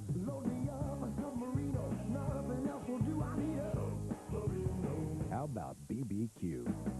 Fazoli's new oven-baked Italian barbecue chicken submarino. Hot, juicy chicken, fresh tomatoes, cheese, onions, and a barbecue sauce that kicks. Put some kick in your chicken with Fazoli's new oven-baked Italian barbecue chicken submarino. Just say BBQ. Real Italian, real fast. Your Ford dealer is going one-on-one with the competition to prove there's only one truck built tough enough. Ford F-150. Why? F-150 performs great on the field with more horsepower, more torque and pulling power, more doors standard, 23 straight years of leadership over Chevy. And now, get F-150 with low 3.9% financing or $500 cash back. That's right. Free financing or $500 cash back. See your local Ford dealer today. In Ford country, F-150 is number 1.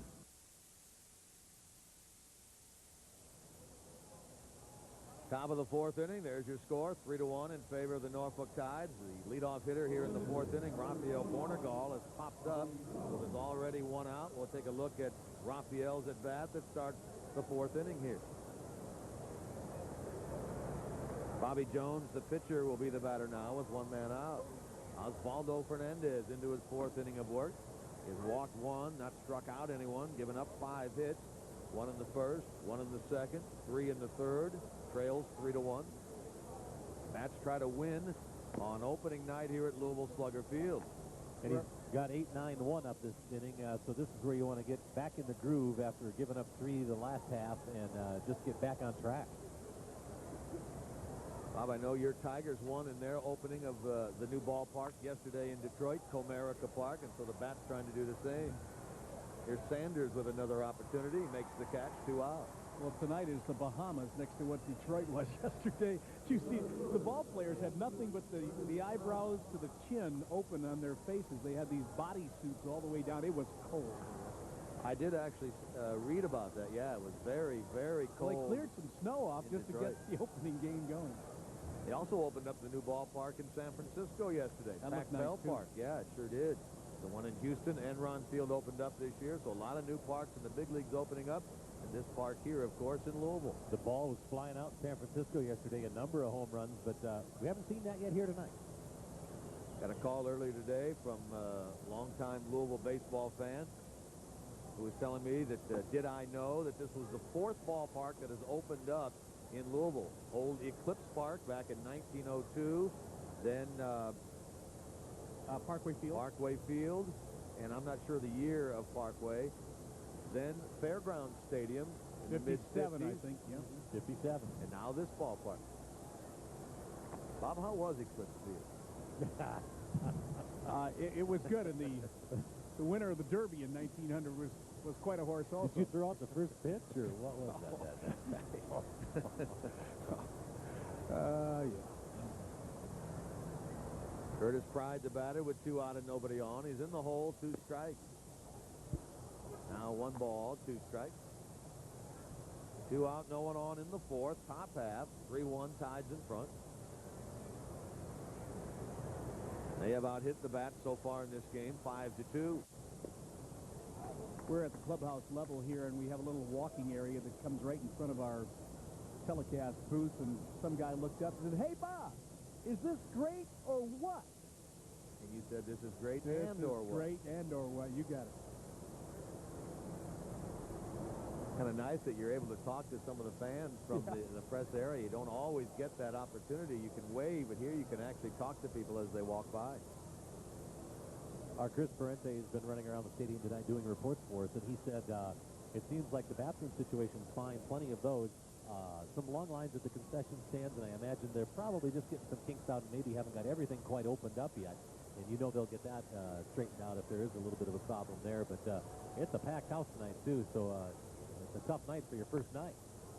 Late cut there by Pride and a foul. Some of the numbers of this new ballpark, 11 concession stands, including the main ones underneath, and then the big concession stand out in right center field, right in front of the overlook deck. 25 restrooms. We haven't got our 2 restaurants ready to go yet either, which not yet. Maybe a little while. And one of them is going to be a big-time restaurant. Come here and have dinner. I think what they've wanted to do, and quite correctly, is Pride takes ball 4, is they want to make sure they do things right, not just do them. This is an event, not just a baseball game. We're going to go to our Chris Parente for more of the events. Hello again, it's Chris Parente. If the action on the field isn't enough, how about a little action off the field, huh? That's right. Hey, we've got a merry-go-round here. Yes, a merry-go-round inside the field. We've also got a playground just off to the left here, and an entire picnic area. The kids love it. It's something fun for everybody. This is a great time, and I'll talk to you more as soon as I find out how to turn this thing off. I'm sending it back to you guys. I've heard him called dizzy before, but I think that really is going to make it true so now. Dizzy, his head is spinning. Bob, that same song came out about the same time as Let's Field. I tell you, I get no respect. You don't, no. That's for sure.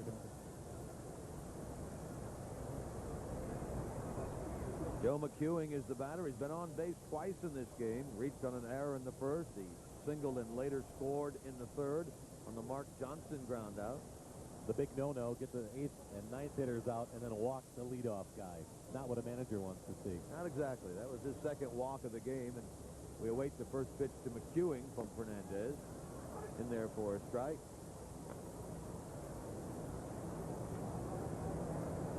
Well, they don't seem to want to run on LaRue tonight. You hear your leadoff hitters on again, 2 down. Nice chance to maybe get him in scoring position, but he's staying put for now anyway. LaRue, good thrower, obviously, and Pride, a decent runner. It'd be an interesting challenge to see him go. 1 strike to count. Outfield shaded to go toward right. McEwing pulls that ball foul past 3rd base.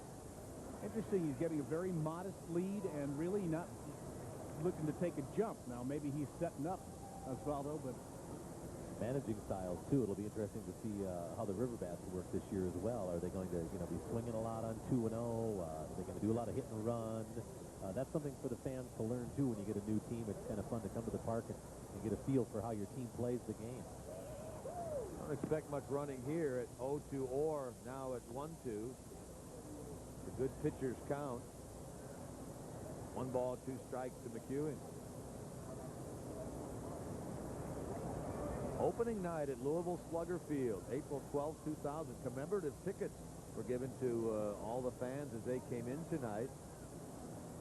Capable of framing, suitable for framing, I guess is the correct term. Fernandez seems to have a pretty good move at first base.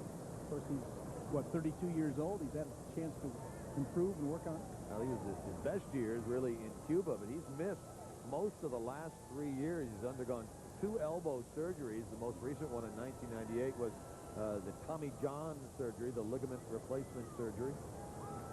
There goes the runner. There's a throw. Perfect. Second, and they've got him. Oh, what a perfect throw. Beautiful throw by LaRue that nails Curtis Pride and ends the top of the fourth with the Bats trailing in the game 3-1.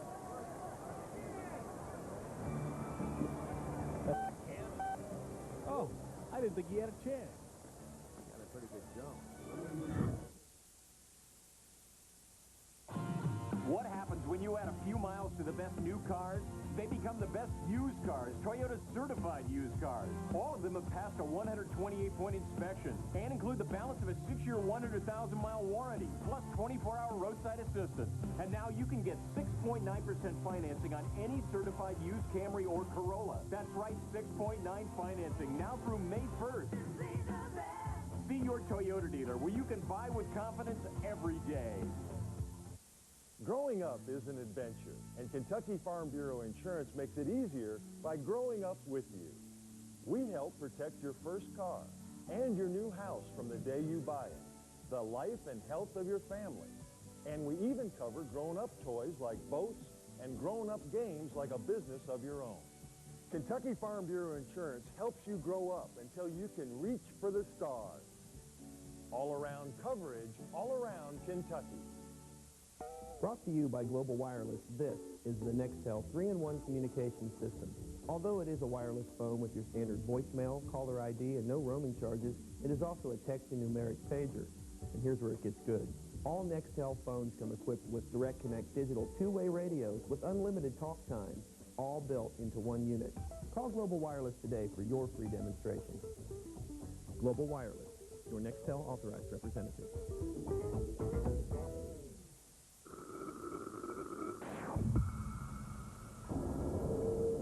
The new Dodge Intrepid RT combines the responsiveness of AutoStick with the high performance of an aluminum 242-horse Magnum V6. You'll see every light in a different light. Now, after a $1,000 cash allowance, a well-equipped Intrepid RT starts at $24,020. Let's face it, if you got what you pay for at most furniture stores, everything would be this big. Classic Furniture always gives you the guaranteed lowest price. Save on Smith Brother Amish-made sofas with hundreds of fabrics to choose from, including a lifetime warranty on the frames, springs, and cushions, starting at just $4.99. Or choose from famous name-brand double pillow top mattress sets, starting as low as $2.99. Classic. Furniture to fit your budget, quality to fit your style. Opening night of Louisville Slugger Field, and Wave 3 is brought to you by Budweiser, official beer and proud sponsor of Louisville River Bats baseball. By Kentucky Farm Bureau, all-around coverage, all around Kentucky. Arby's, love food? Think Arby's. And by Kroger, you can always count on us. Go Krogering. And by Classic Furniture, furniture to fit your home, prices to fit your budget. And we're back here in the bottom of the fourth with the River Bats trailing right now 3-1 to the Norfolk Tides. Inaugural game at Louisville Slugger Field. Back now to the play-by-play with Jim. All right, Kieschnick leading it off. He's at 3 balls and 2 strikes. Boy, we all were appropriately impressed with this to end the top of the fourth. Good jump, good speed. Watch this throw. Right on the button. Sexton, the second baseman, took the throw and did not have to move his glove. The ball was there, and the runner slid right into it. That was Curtis Pride. He's got good speed. And with that throw coming in there so quickly, you'll get the call every time. It looks like a chest-high tag, and maybe the foot got in, but yeah, when you do it quick like that, you're out. Curtis stood there for a while. He didn't believe the call. The Bats get something going here in the bottom of the fourth as Brooks Kieschnick walks to start the inning. And the tying run will come to the plate in the person of Mike Bell.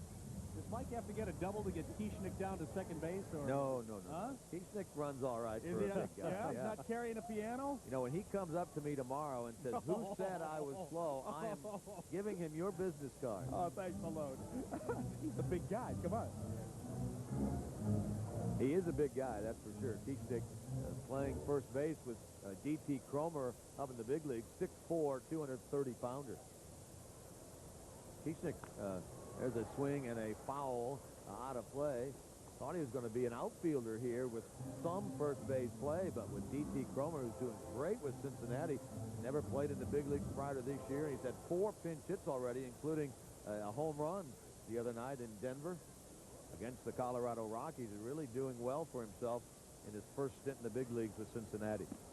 You can't always get on camera all the things you want to get. That ball went up toward the roof again. And it was funny to see all the clubhouse and the loge downstairs all going with their hands. Come on back. Come on, I want it. One of the cool things about the ballpark that you don't really realize until you start playing games in it, how some of those balls will come down like that. This one misses outside. 2 balls and 2 strikes to Mike Bell. We mentioned he hit 2 home runs yesterday. His dad, Buddy, his brother, David, played here. Now the second baseman for the Seattle Mariners, and one of only 2 players in franchise history, David Bell, to hit for the cycle. And his grandfather, Gus Bell, a major leaguer as well. So 3 generations of Bells played in the big leagues. Mike's still looking to make his big league debut. Ooh, second strikeout of the night, though, caught looking and goes down swinging that time. This is the 3rd strikeout for Bobby Jones. 1 on and 1 out, and here's Jason LaRue. Well, he's a complete ball player. You talk about his good hitting. You talk about the great throw he made down to second base. Jim alluded to the fact that he has great control of the pitchers. But to be around him, he's always accessible. A tremendous interview and a really nice young man. He could be just the opposite based on what happened to him this year with Benito Santiago. Oh, it may be out of here. Ball hit very well. Ryan McGuire, right in front of the warning track, makes the catch of that ball. We've seen a couple of balls hit hard to left field that have kind of died tonight. Yeah, you think that's been hit pretty well? It looked like it had off really of that. well. Tonight's aerial pictures from Air 3 are brought to you by Creation Garden, serving Kentuckiana's finest restaurants with quality produce and gourmet foods. And the aerial show off the bat tonight, though, is kind of dying, short of the warning track even. It does not look like a real ball-hopping park here so far, if we can judge it by opening night. But, of course, humidity changes, winds change, and everything changes. Yeah, that's right. It's a little bit cool here this evening now as the sun has gone down, and that's certainly affecting the way the ball carries. You know, looking at that aerial shot, it's great to see that with fans in the seats. We've seen it so many times leading up to tonight's game with nobody in the ballpark, but with fans in there, it really makes it look that much better. Now that it's dark, George Rasmussen is our director here tonight, by the way, and doing a fabulous job. George, does one of our cameras get that nice shot of downtown out over the left field stand? Maybe we can take a look at that. Boy, that's pretty stuff. Batter is Brady Clark with a runner on and 2 out. He takes a strike on a 2-0 pitch. That one caught the corner right at the knees. 2 balls and 1 strike. That did take the early lead in this game. There's our in shot. the first. Isn't that pretty? And the sky tonight was a very deep purple and pinkish sunset. Well, what a great way to look over the river sitting here at Slugger Field. 2-1 pitch is fouled away. We're looking now in from the center field area. You look out from where we are, fellas, you can see the hitter's backdrop with some lights shining through that and wondering how that may affect what the players are seeing. There we have a look, Scott, at the hitter's backdrop. You can see some lights from the surrounding area shining through that. And you can see the headlights of the cars on the Kennedy Bridge and on I-64, and I just wonder how that bothers the batter. We'll find out when this game is over. They'll let us know quickly. You can bet on that. That's a good pitch by Bobby Jones. It caught the outside corner, and Brady Clark is rung up. Strikeout number 4 for Jones in the game. And there we go. 4 innings down here and 5 to go at Slugger Field, with the River Bats trailing right now 3-1. For nearly 50 years, you've made us part of your family. Now we'd like you to meet ours. We are Champion. Our skilled craftsmen manufacture and install some of the finest patio rooms in America. Champion patio rooms add beauty and value to your home. And since we are the manufacturer, we offer factory direct pricing and a complete factory warranty. Call 454-5111. Champion windows, siding, and patio rooms, helping to make your house just a little more like home. Yeah, you want to see? And wasabi. Wasabi. Yeah, wasabi. Wasabi. Wasabi. Wasabi. Wasabi. Wasabi! Wasabi!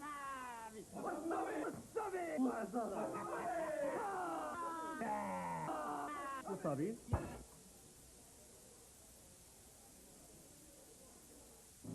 Stay tuned to find out why nobody beats a Byerly. Right now, we've got Louisville's widest selection of 2000 model Tauruses. Get a $500 rebate and 3.9% financing, or save on Windstar. Get ready for summer vacation with a $1,500 rebate or 0.9% financing for up to 60 months. Get them while they're hot. Remember, nobody beats a Byerly. Ask any of our loyal customers since 1944. We've been the low price leader. Byerly Ford, just north of the Waterson on Dixie Highway in Shively.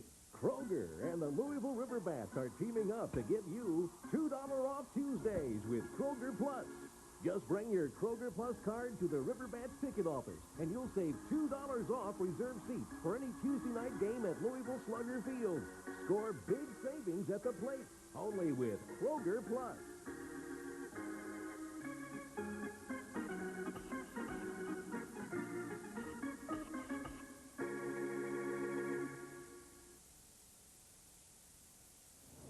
Three to one Tides.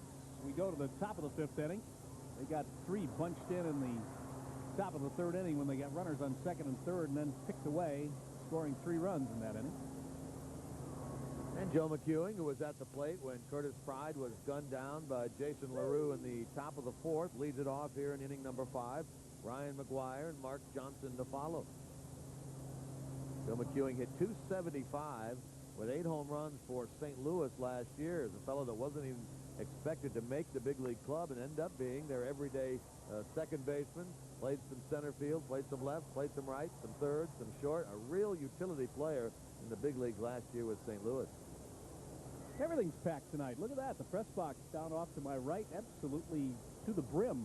Imagine Folks in that. from Cincinnati, also a lot of press in from Cincinnati. They wanted to talk to Norm Charlton and to Deion Sanders, etc. The name we haven't mentioned yet, we've talked a lot about Deion Sanders, but the Reds recently signed Norm Charlton, one of the old Nasty Boys from the early 90s with Cincinnati when they won the World Series in 1990. He's been pitching lately with Tampa Bay, also was out with Seattle. He's 37 years old, and he's back with the Cincinnati club now.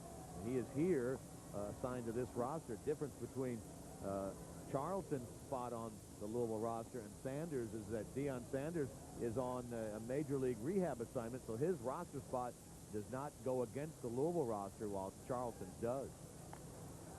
McEwing pops it up at 2-2. Foul ball, and who's going to get it? It's the third baseman who came in. Mike Bailey almost overran that. Looks like he might have slipped a little when he stepped on that crushed brick there, too, of the warning track. Just a little bit of a slide for that step. It's time now for our Diversicom Fan in the Stands report. Our John Belsky is roving with a live camera in the stands. John?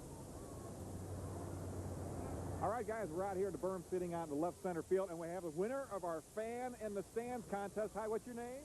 Caleb. Caleb, how old are you? 5. 5. All right. Most bundled up person here today, Caleb from Diversicom. You win a T-shirt, a hat, and for Dad, we have a free phone activation there, okay? A free phone from Diversicom, all right? So congratulations there. What do y'all think of the seating out here? It's all right. great, This is great. Need some binoculars. Yeah, the ground's fine, and there we're enjoying the game there. Back to you guys. There you have it. Our Diversicom fan in the stand. Now watch him hit the little brick here and almost lose his footing.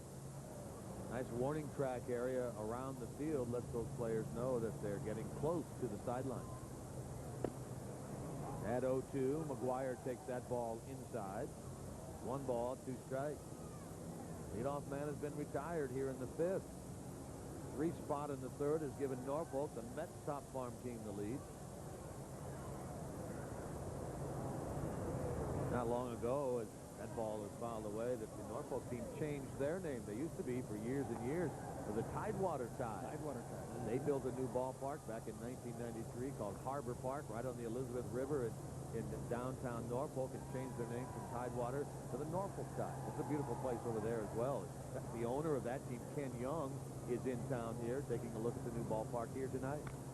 Oh, he got a good part of that one into the alley. Brady Clark on the warning track makes the catch. Look at the little niche in the wall out there. It kind of goes out just a little bit further. Oh, there's going to be some strange bounces when we get into these alleys.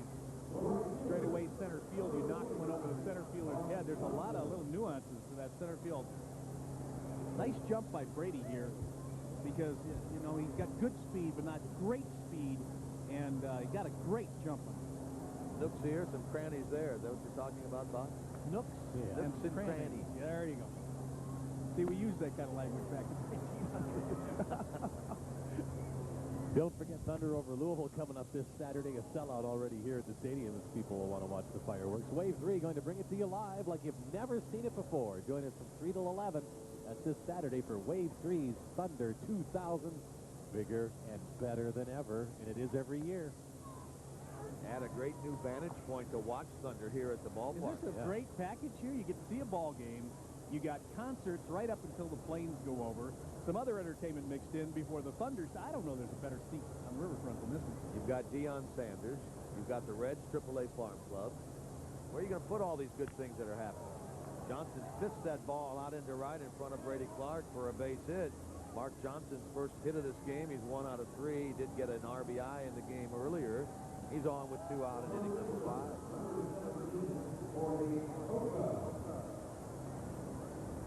I just sit here in semi-awe because you look around this ballpark, and you'll do it from time to time as you get this great vantage point that we've got here. There just isn't a bad seat when this happens. You know, one of the great things about this ballpark, and Gary Ulmer, the president of the River Bats, along with his father, Dan Ulmer, owner of the team, primary owner of the ball club, chairman of the board, went around to a lot of other different minor league ballparks that had been built and looked at things that they liked, saw some things that they didn't like, and they were able to bring a lot of those back. I like the overlook deck out in right center from Atlanta, and like the tiered picnic area out in right field via Florida's ballpark down there. The grassy berm is a very popular setup in most minor league ballparks now. Easy force play at second base off the bat of Jorge Toca forces Mark Johnson to end the Norfolk half of the fifth. And the River Bats are trailing 3-1. They'll try to even things up as we come back here midway through the first game ever at Slugger Field.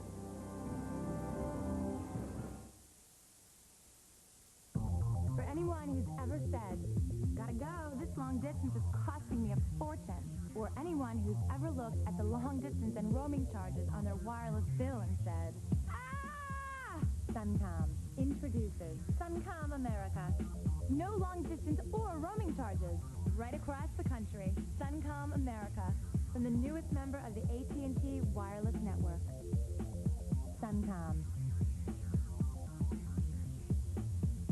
Just sign and drive. That's right. Just sign and drive. At Neil Huffman Volkswagen, leave your checkbook at home. No down payment needed. No first payment required. Absolutely no money up front out of your pocket. Just sign and drive. Like on this new 2000 Jetta GL. Just sign and drive. Only $239 a month. That's just $239 a month. Over 100 VWs available. Hurry in today for best selection. Neil Huffman Volkswagen. 1 mile south of the Waterson on Dixie Highway. And just 15 minutes from the Mall St. Matthews. Maybe you've heard about the Colonel's Tender Roast Sandwich up the road at KFC, but you still haven't tried it?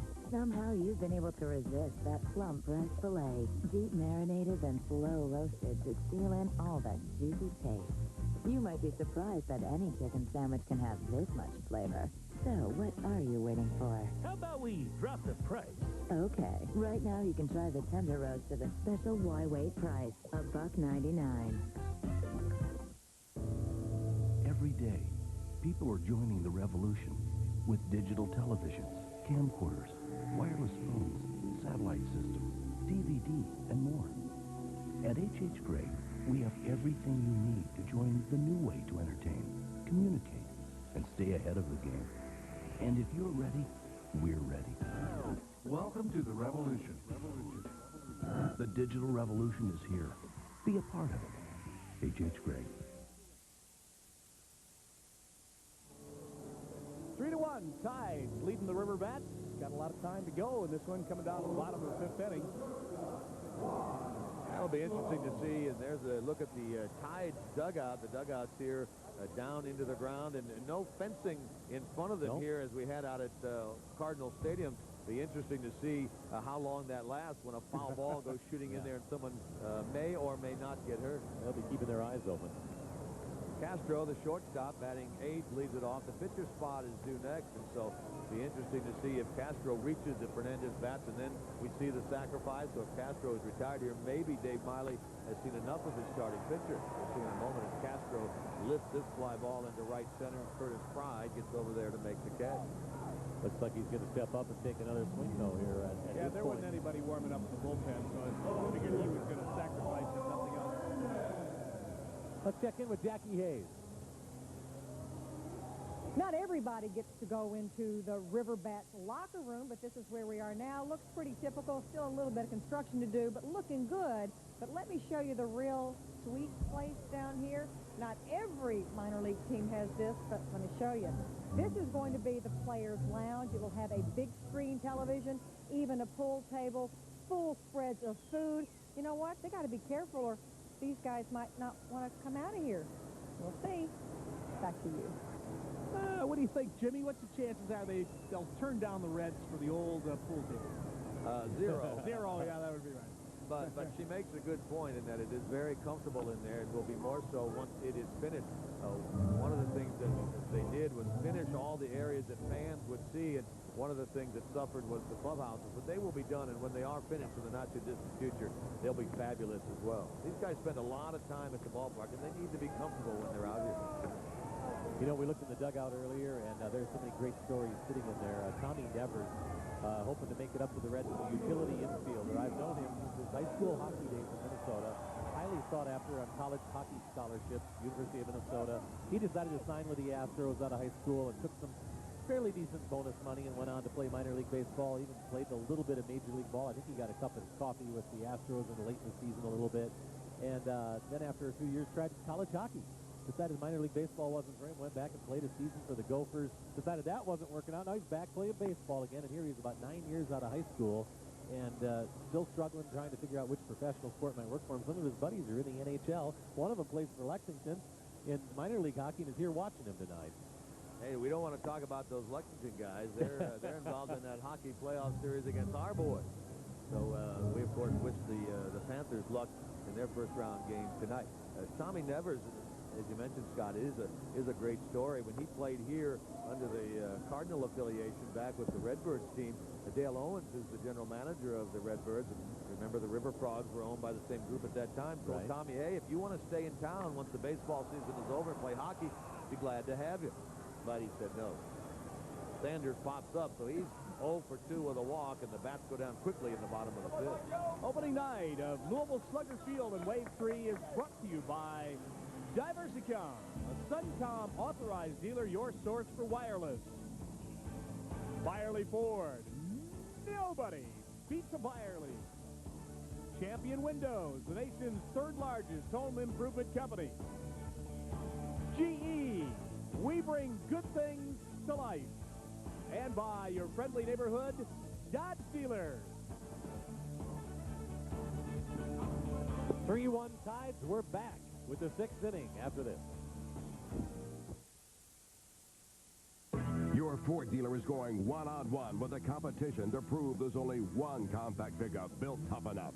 Ford Ranger. Why? Ranger performs great on the field with better handling, more power, more room, and 13 straight years of leadership over Chevy. Now get Ranger with $1,000 cash back, or choose 3 non-financing plus $500 cash back. That's right, $1,000 cash back or 3 non-financing plus $500 cash back. See your local Ford dealer and take the Ranger one-on-one. For nearly 50 years, you've made us part of your family. Now we'd like you to meet ours. We are Champion. Our skilled craftsmen manufacture and install one of the finest replacement windows in America. Champion windows are energy efficient and maintenance-free. And since we are the manufacturer, we offer factory direct pricing and a complete factory warranty.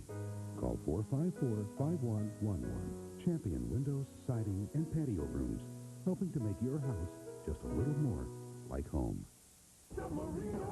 Classic oven-baked Italian sandwiches. Load me up a submarino. Nothing else will do. I need a submarino. How about BBQ? Fazoli's new oven-baked Italian barbecue chicken submarino. Hot, juicy chicken, fresh tomatoes, cheese, onions, and a barbecue sauce that kicks. I need a submarino. Put some kick in your chicken with Fazoli's new oven-baked Italian barbecue chicken submarino. Just say BBQ. Real Italian, real fast.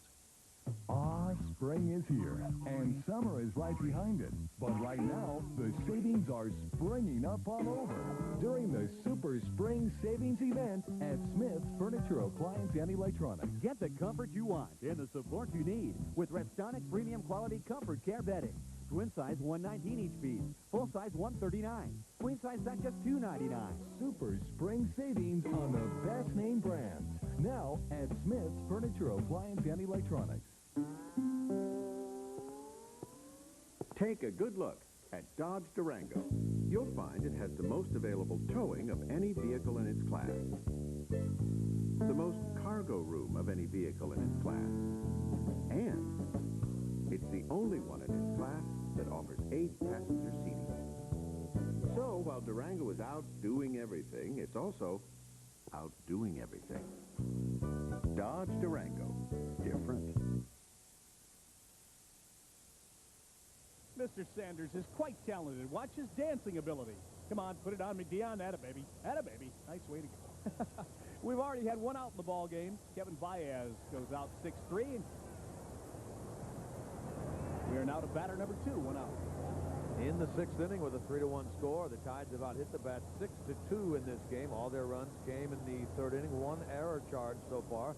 That was on Brooks Kieschnick back in the 1st inning on a Joe McEwing ground ball. Here's a strike called, and it's 2 balls and 1 strike. Baez is the batter. Rodriguez grounded out to start the frame. And on deck is the shortstop, Rafael Bornegal. One of the things that concerns me is if you're a River Bats fan, is this Bobby Jones kid getting stronger as this game goes along. Here on deck hitter, Bornegal, playing in just his 2nd game with the Tides.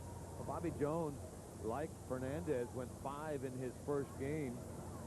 Gave up 5 runs and 8 hits, but he's looked much better in this game. Here's a guy that spent almost all of last year in the Major League. Broken bat flare into center, drops in front of Marti for a base hit, and Baez is on with his 2nd hit of this game. Jim, I suspect the managers are watching the pitch count early in the season like this. Are they going to top a guy out around 85, 95 pitches? How long would they let someone throw tonight? Depending on how they feel and how they feel the fellow is throwing. But, yeah, somewhere between 85 to 95 will be more likely than not where they will end. And with this cool weather, you don't want to have a guy sitting in the dugout too long between innings. That could lead to a pitching change as well. I remember growing up counting the pitches because I could tell when a guy might be tiring listening to the games on the radio. 7th, 8th inning, if he was up around 112, 114, and you think, oh, now we're going to start getting some hits if the manager left him in. And more often than not, they would. The batters would start getting to a guy unless, he was a phenomenal pitcher. Scott, were you an Ernie Harwell man? No, I grew up listening to Herb Carneal with the Minnesota Twins. All right, yeah. Bunt toward 3rd, and that one rolled foul. That bounced on its way down to 3rd base, didn't it? Yeah, it looks like that's a pretty hard surface going down there. Well, not only that, but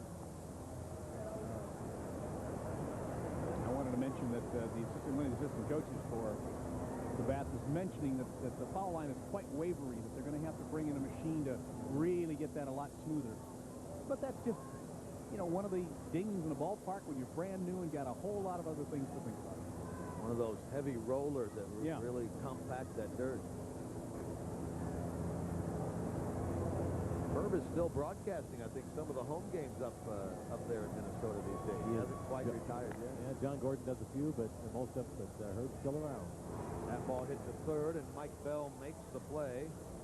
Baez down to 2nd, 2 out. The pitcher, Bobby Jones, is the scheduled hitter, and he will stay in the game. Back then, it was Armin Killebrew, Tony Oliva, Bob Allison, Zoilo Versailles, John Mincher, Rich Rollins, Earl Batty, and Camilo Pascual on the mound. This little Mudcat Grant thrown in there, and Al Worthington. I mean, we had a good team back then. Your twins. Well, they went to the 65 series and got smoked, so that was Was that the Tigers beat them that year? No, that was Sandy Koufax and the Dodgers. Forget the Tigers. Come on. The Tigers were not there. Now, just put that to rest. Now, wait a minute. They won in 68. They won in 68 over the Cardinals, down 3-1. Yeah, that was a great Bob series. Gibson. Beat Gibson with Mickey Lolich.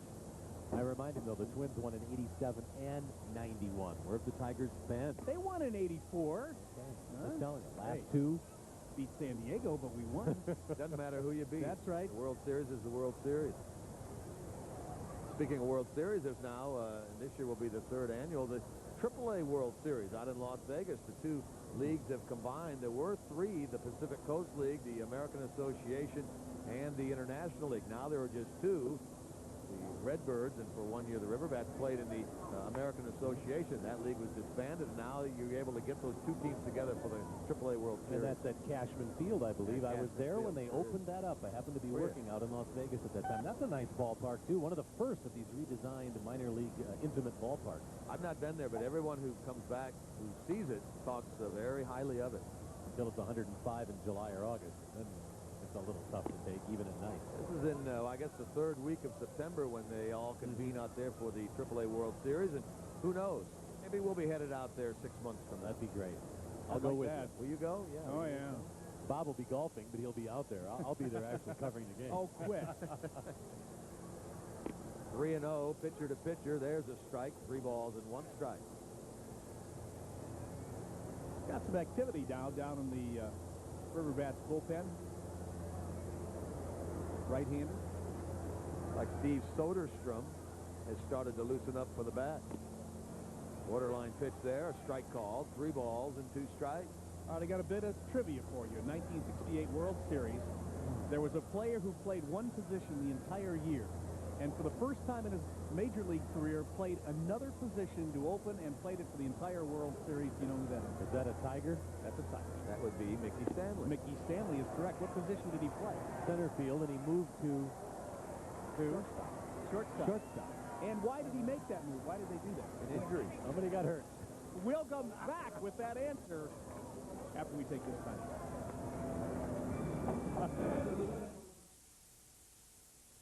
This thing is big. I mean, it's really big. It's enormous. It's gargantuan.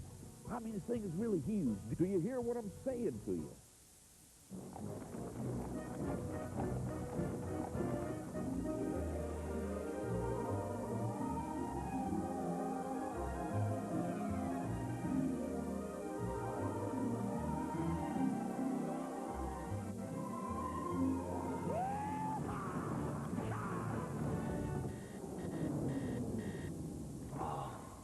Not so good.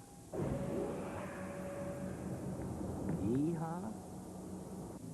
Stay tuned to find out why nobody beats a Byerly. Right now, we've got Louisville's widest selection of 2000 model Tauruses. Get a $500 rebate and 3.9% financing, or save on Windstar. Get ready for summer vacation with a $1,500 rebate or 0.9% financing for up to 60 months. Get them while they're hot. Remember, nobody beats a Byerly. Ask any of our loyal customers since 1944. We've been the low-price leader. Byerly Ford, just north of the Waterson on Dixie Highway in Shively.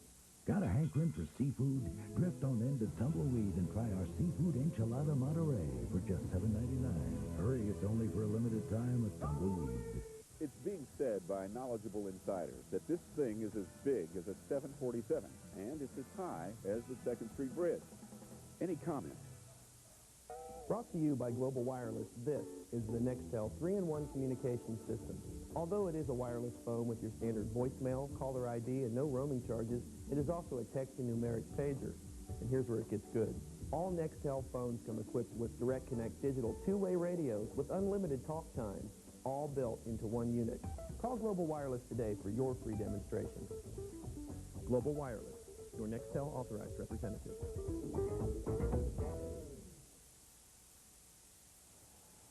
Opening night of Louisville Slugger Field baseball on Wave 3 brought to you by Budweiser, official beer, proud sponsor of Louisville River Bats baseball. And Kentucky Farm Bureau, all-around coverage, all around Kentucky. Arby's, love food? Think Arby's. And Kroger, you can always count on us. Go Krogering. And Nissan, driven.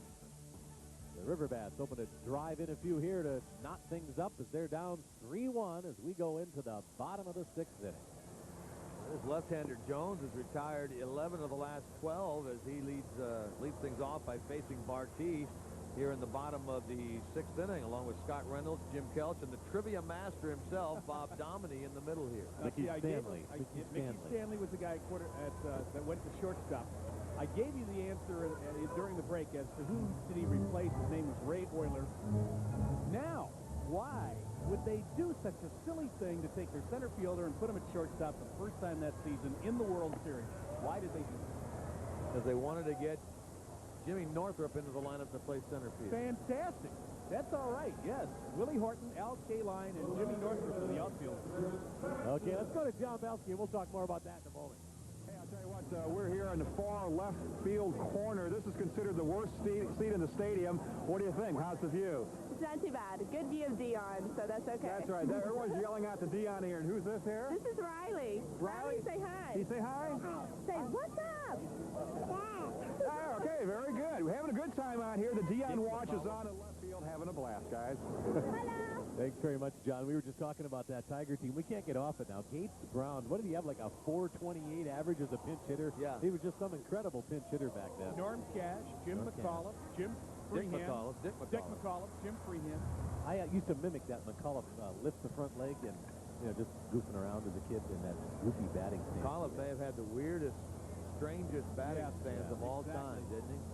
And who did he take it after? Mel Ott? Was that the... I can't answer that one. High kick like that? You stumped me on that one. You might be around. Now, you're going to get it. Yeah, you were probably around when he came up in rookie. You know what? I'm telling you, that Northrop answer just came to me as you were saying it, because during the break, I couldn't remember what happened, but it just came to Jim Northrop. A left-handed hitter, if I'm not mistaken. That was a good team. 2 balls and no strikes as the Bats try to get something going here in the bottom of the 6th. They have been issued a free pass by Jones. Barty walks to start the inning. 2 walks against 5 strikeouts for him. Louisville hasn't been able to muster much, really, since the first on the RBI single by Sexton into center field. That scored Deion Sanders with the only run, and now Jones has walked Sexton, and the tying runs are on, and the Bats will bring the go-ahead run to the plate, and Brooks Kieschnick. Yeah, Bobby Jones might be tiring a little, but not our Jackie Hayes. And we are up in the suite area now with the governor of Kentucky, Governor Paul Patton. What do you think about this new stadium? It is really great. This is nice. This area is a good place to visit, and the game's going well already. We're ahead. That's the important thing. That's the good part. How much is the state support necessary to a program like this? Well, I'm glad the state did participate because people from all over Kentucky will come in and enjoy this facility and enjoy games here. Louisville's a very important part of Kentucky, and Kentucky certainly enjoys supporting Louisville. Play ball. Thank you, Governor. And back to you. Jackie hobnobbing with the celebrities here tonight as we're in the 6th inning, and the River Bats are down right now 3-1, but a big threat going right now, Jim. And some activity in both bullpens now, Jim. Yeah, L'Oreal Gonzalez, the right-hander, has started to throw in the Tides bullpen down the right field side as Kieschnick is up there, and one swing of his bat could give the Bats the lead here in the bottom of the 6th.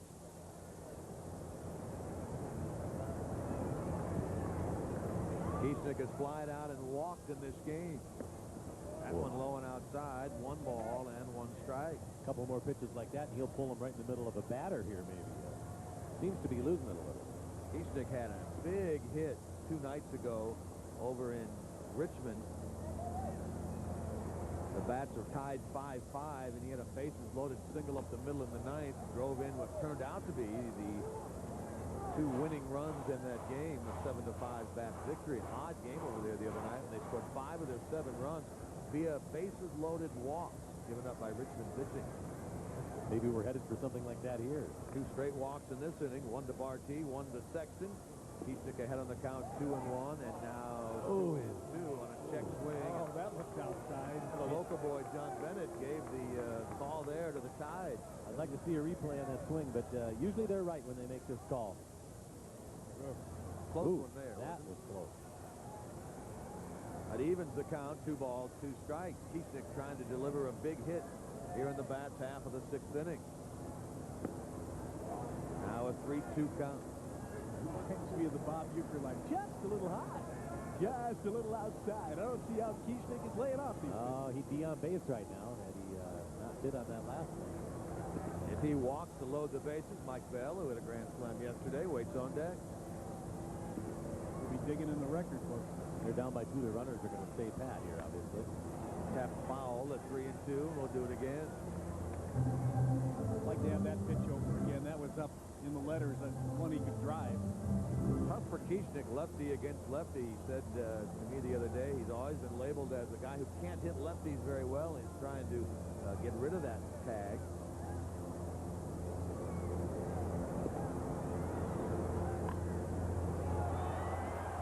Ball hit right in front of the plate, and the Tides will get the force out at third base. Kieschnick hit that ball right off the end of the bat, and Rodriguez was able to jump on it and fire to third to Joe McEwing to get the force out on RT.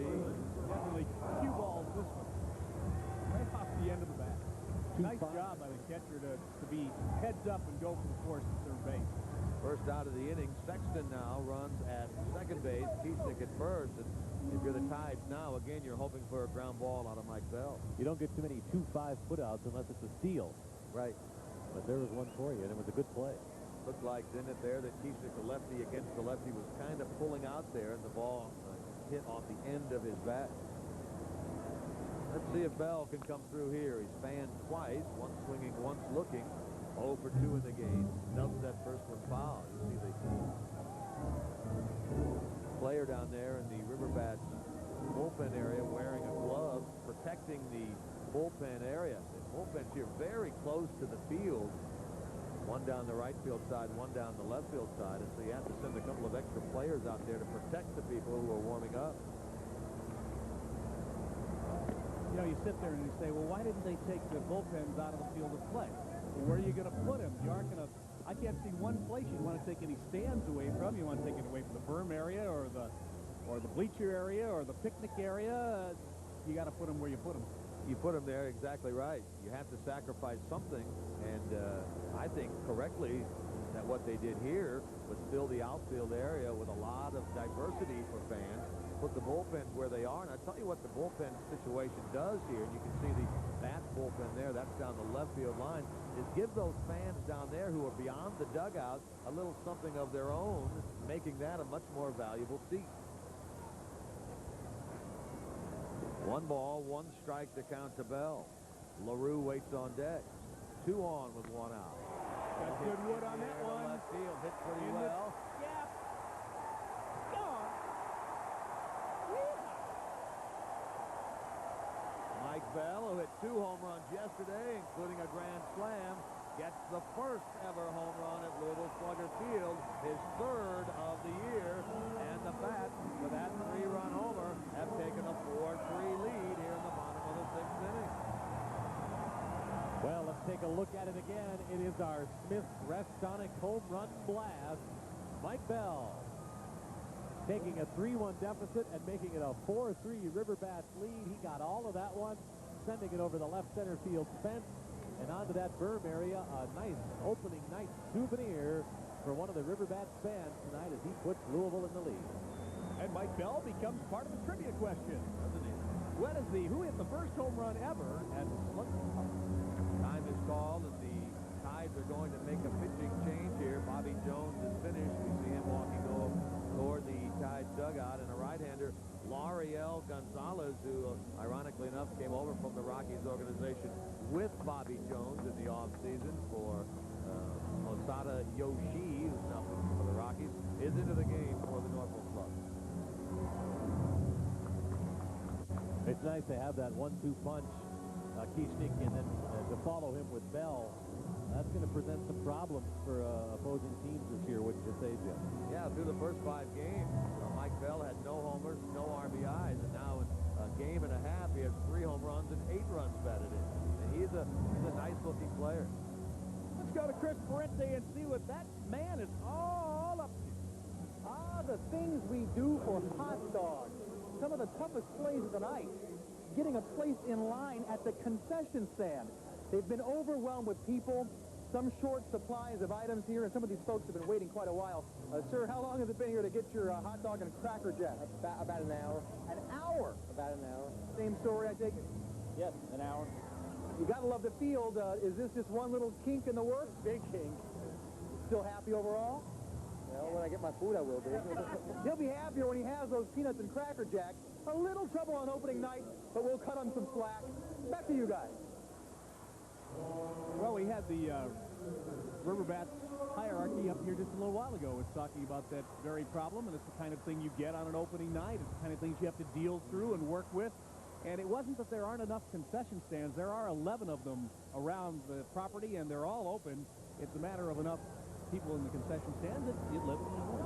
Yeah, that's exactly right. You can't really duplicate what's happening here unless you open up and do it. There's no simulation to the ballpark and see how it's going to work. You have to open up and find out what your problems are. And I know the team certainly hopes that fans will bear with them as they move through this final construction phase and get this place completed. There will be a dedication ceremony down here in the latter part of May when everything is complete. Included in that ceremony, of course, will be the dedication of the Pee Wee Reese statue, which will sit out front of the ballpark. Boy, what a fine, fine gentleman Pee Wee Reese was. I mean, they just don't come any better than that gentleman. You wonder why they called him the captain and why he was such an inspirational part of the Brooklyn Dodgers, why he took Jackie Robinson under his wing from the time I knew Pee Wee from back in the mid-'70s and until he passed away recently. Just one of the finest gentlemen you're ever going to meet. Hey, you're exactly right about that. Brooklyn Dodgers teams that he played on, great Brooklyn Dodger teams back in the 50s.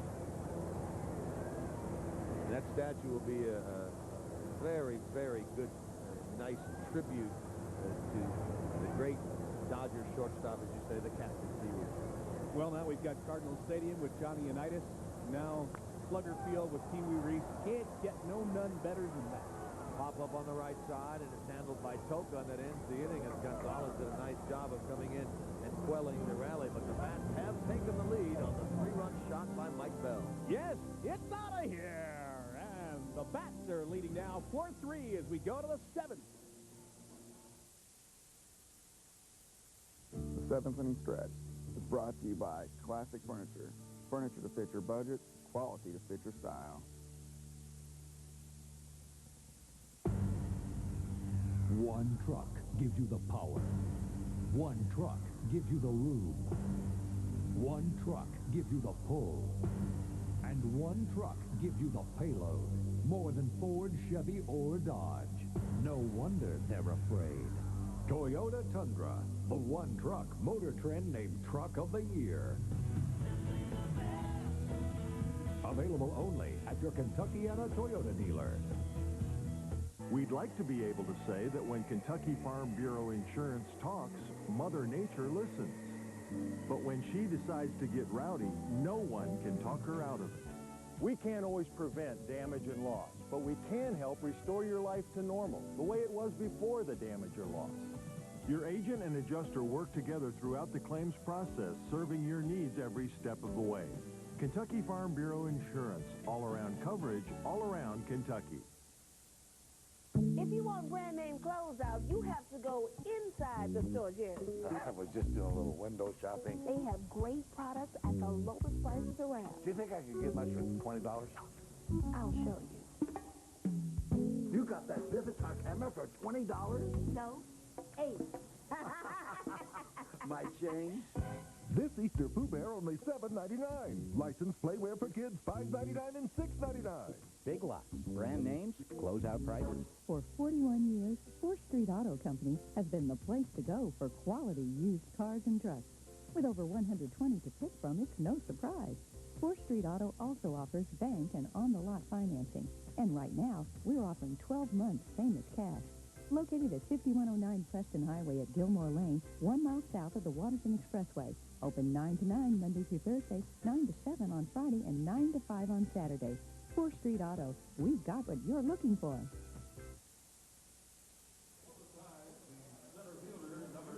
River Bats lead 4-3 thanks to a Mike Bell 3-run home run in the last inning. We're in the top of the 7th. Let's go to John Belsky, who's got a very happy fan. Okay, here we are out in left field here. This is the man that caught the first home run ball, official home run ball here at the new stadium. What's your name, sir? Harris Krupnick. And where are you from? St. Louis, Missouri. From St. Louis? Yes, sir. Oh, cool. Look at this. He's got the Cardinal shirt on. Let's get a close-up shot of this ball. And that was a 3-run shot. Are they going to try to get an autograph on that? I have no idea. Mike Bell hit it, and happy to be here. And that's what we came here for. I'm a big baseball fan and happy to have the first home run at Louisville Ballpark. This is quite an honor. And you all were out here batting practice. How many balls did you all get during batting practice? 6 balls during batting practice. All right, so the berm is the place to be out here. It's the place. Hey, let's hear it for this guy here. Let's hear it. All right. There you go, just having fun out of left field. This is the man. There he is right there. Woo, from Louisville. Well, it's not McGuire's 70th, but it's an important ball, and they probably will try to get that back tonight, don't you think? I would imagine they'll try to get that ball autographed. Boy, it really sounds like they're having fun out there. Oh, I told you, it's my favorite spot. I hate to have everybody going out and taking my spot for my blanket, but I got to tell you, it is a great spot out there. Look at it. You put your blankie out there sometime, Bob? I'm going to put my little blankie out. You still have your blankie, don't you, Bob? You bet you, in my little lamb, too. That's to have a new pitcher into the game. Through all this, the right-hander Steve Soderstrom has come there is on. a ball game, isn't there? Osvaldo Fernandez leads. He can get the win in this game. Cannot be the loser. He won his first time out, and he could be the winner in this game. And Soderstrom now is in that setup role, Bob, where he tries to get it down into the 9th inning for the Bats to try to get a save. Well, he did not have a good season last year. He's with Fresno with 2-8, up over a 6 ERA, but I think he's made a couple of appearances this year in middle inning relief. Done a good job. He has. This is his 3rd appearance of the year. No record, no earned run average in 4 innings. He's allowed no runs, 1 hit, only walked 1, struck out 3 prior to this, and he walked Curtis Pride to start this inning. And so the tying run is on, and there's a pesky hitter in Joe McEwing, the go-ahead run at the plate here in the 7th. And there's that walk of the leadoff hitter again. Yeah, good speed. Got nailed the last time by LaRue. He's going to be a little more careful. That foul right at the plate by Joe McEwing. Steve Soderstrom is a big fellow, 6'3", 215-pounder. Collegiately at Fresno State. The Bulldog. 28 years old. What kind of a pitcher? A power pitcher or a finesse pitcher? Most of these pitchers are fastball, slider, or curve. Some change-up pitchers. Anybody throwing a splitter or a fork for the River Bats? Elmer DeSenz, who started yesterday's game, was the opening day starter, throws a splitter. And Osvaldo Fernandez, I would guess if we are told he throws a little bit of everything, probably can throw one in there as well. No Eafer ball. Haven't seen one around here since Bob Tewksbury back in the early 90s. Eafer. A couple of Eafer pitches. Yeah. Eafer. Yeah. It's outlawed now. Is it really? I don't know. I think it is. The ball can't go above so many feet. I mean, if you get it up over, I think, 8 or 10 feet on the way to the plate, they just, What was that old Baltimore Oriole used to throw such slow, junky stuff? A lot of them. Dave McNally, Bobby Cuellar used to have stuff like that. Louis Keon. You know what you don't see much anymore is knuckleballers. There is a knuckleballer on this ball club. Oh, yeah? Dennis Springer, a knuckleballer, one of only 3 in Major League Baseball or professional baseball now. Tim Wakefield is one. Steve Sparks is with Tampa Bay, actually, just recently was called up. And Springer is a knuckleballer. Wakefield's bad because he was moved to the pen this year. Tough to come out of the pen and start throwing knuckleballs, too, if you don't have your perfect control and the runners on. That's difficult. You always talk about players moving up from the minor leagues and into the big leagues, and you can say you saw them win. Well, Tim Wakefield used to come through Louisville and pitch for the Buffalo team back when he was a Cleveland farmhand. Pitched very well a couple of times. Oh, great jump. Double up. Easy play. Pride took off on the pitch. It was going to be a hit and run, and a nice stab there by Mike Bell at third base. Had plenty of time to just gun it over, and Kieschnick made it too easy. That's a great play by Bell, and he had to hang on to the ball, and then the throw he made was a little low. Kieschnick scooped it up, but that's a heck of a play by Mike Bell. All right. Well, this is definitely the check of the day, the catch of the day, Joe's Crab Shack catch of the day. Take a look at that snare, and then the easy double play with the toss over to first. And what would have been big trouble with a shot down the left field line now turns into nobody on and 2 out. There's a chance that one got down on the corner. That he might have come all the way around to score, because Pride is your leadoff batter. Good speed. Had a head of speed up already going to second. He might have come home. The going to be no less than second and third with nobody out. Instead, nobody on and 2 men out. And a 1-1 count to McGuire. Takes that pitch, 2 balls and 1 strike. Tonight's aerial pictures from Air 3 are brought to you by Creation Gardens, serving Kentuckiana's finest restaurants with quality produce and gourmet food. This ballpark built in, about 20 months or so, and some of the great stories you hear about when they first saw this site and said, yeah, that might not be a bad site. Former Mayor Abramson used to drive by every day and see it and think, we've got to do something with that old Brindley Hardy warehouse. And when they decided, hey, maybe a ballpark would fit in, and they tried a footprint of this area to see if it would be big enough, that it was exactly what they needed for a ballpark. And he said, a lot of people told him, no, you can't get rid of all that scrap metal. No, there'll be a problem with ground pollution after you remove the metal. No, you can't do this. No. He kept thinking, yes, yes, yes, and can-do attitude worked. And sure enough, this park has opened up with 2.5 million pounds of steel, 400,000 bricks already used in construction. Late cut by McGuire, foul ball out of play. One of the interesting numbers I heard about the stadium was right around 1,500 loads of cement to put in the cement around the ballpark. 1,500 times that truck had to come out here and dump that cement. You think it was the same truck? I think it might have been. Depends who got the contract. I'd like to have his paycheck, that's for sure. 3 balls and 2 strikes to McGuire with 2 outs.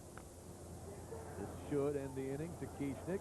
Has it, steps out, inning over. Nicely done by the Bats there, particular Mike Bell down at third base. Stretch time for the first time. And look at the fans getting up. All right, guys, come on. Get up for the 7th inning stretch. Oh, man. Does this feel good? It is time for the Classic Furniture 7th inning stretch. It is brought to you by Classic Furniture. A classic moment in baseball. I don't care if I ever get back for its roots. For the home team. We heard Mayor Armstrong was going to sing. But it's 1, 2, 3 strikes, you're out, Kelsey. At the old ball game. All right, so we're not Harry Carey. Yeah, and we're not eating peanuts and crackers yet. We're having brownies, and they're awfully good. I don't see any Budweiser in those glasses either. My 3rd brownie, though. Give me Hey! Hey, I want to take a moment while we have a chance. I got nothing extra in my paycheck for this. This is just how it is, folks. I want a huge congratulations to our general manager,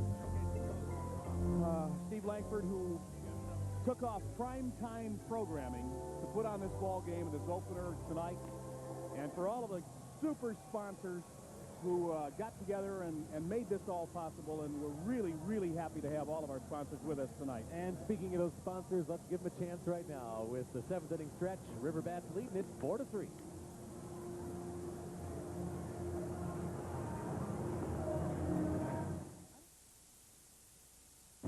Stay tuned to find out why nobody beats a Byerly.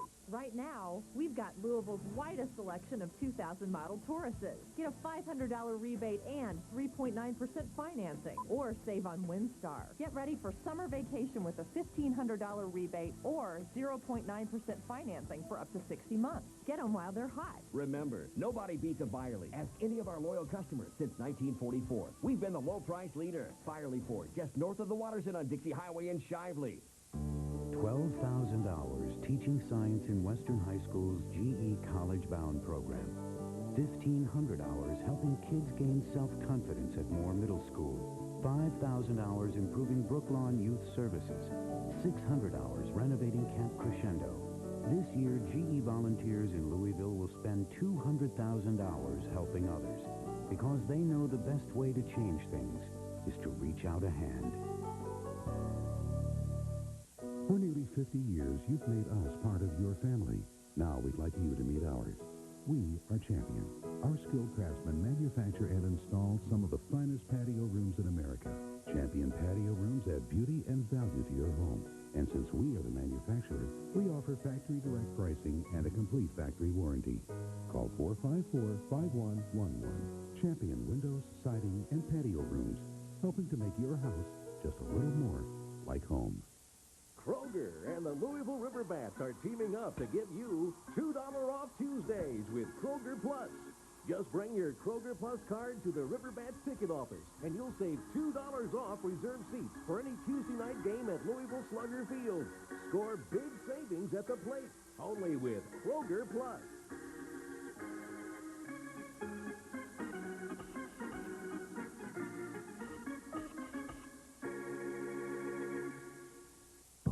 For anyone who's ever said, gotta go, this long distance is costing me a fortune.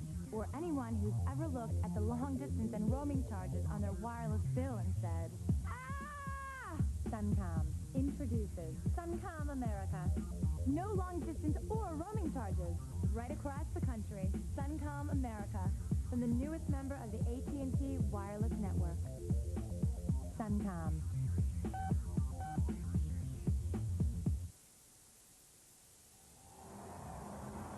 Thanks to my waxing poetic about our all five sponsors tonight. We were a little late coming back from the break. This was the first batter. This is Juan Castro, who led off the inning with a little looper into right field for a base hit. And then Mike Frank, who's come into the ball game and taken the number 9 spot, lost of this little fly ball to center field. And so we have one out. And Mike Frank is at first base. He's got good speed. And a little toss over there to keep him honest. And for the 4th time in the game, we get to see Deion Sanders back. Let's get him on again. He walked in the first and scored the first run in Louisville Slugger Field history. He's flied out and bunted out his other 2 times, so he's 0 for 2. By the way, I want to pass along a couple of scores. The Reds lost this afternoon at Colorado 7-5. And we understand from one of the fans passing by with a radio in his ear that the Panthers lead the Kentucky ball club, the Thoroughblades, 2-1 over in Lexington in the first game of their 5-game series. High to Sanders, 1 ball and 1 strike. He looks down at third where Phil Wellman, the third base coach of the Bats, goes through the sign. L'Ariel Gonzalez, the pitcher now, a right-hander on in relief. Bobby Jones, who went 5 1/3 innings, allowed 4 runs, 3 hits. He's the pitcher of record for the Tides, as is the starter for the Bats, Osvaldo Fernandez.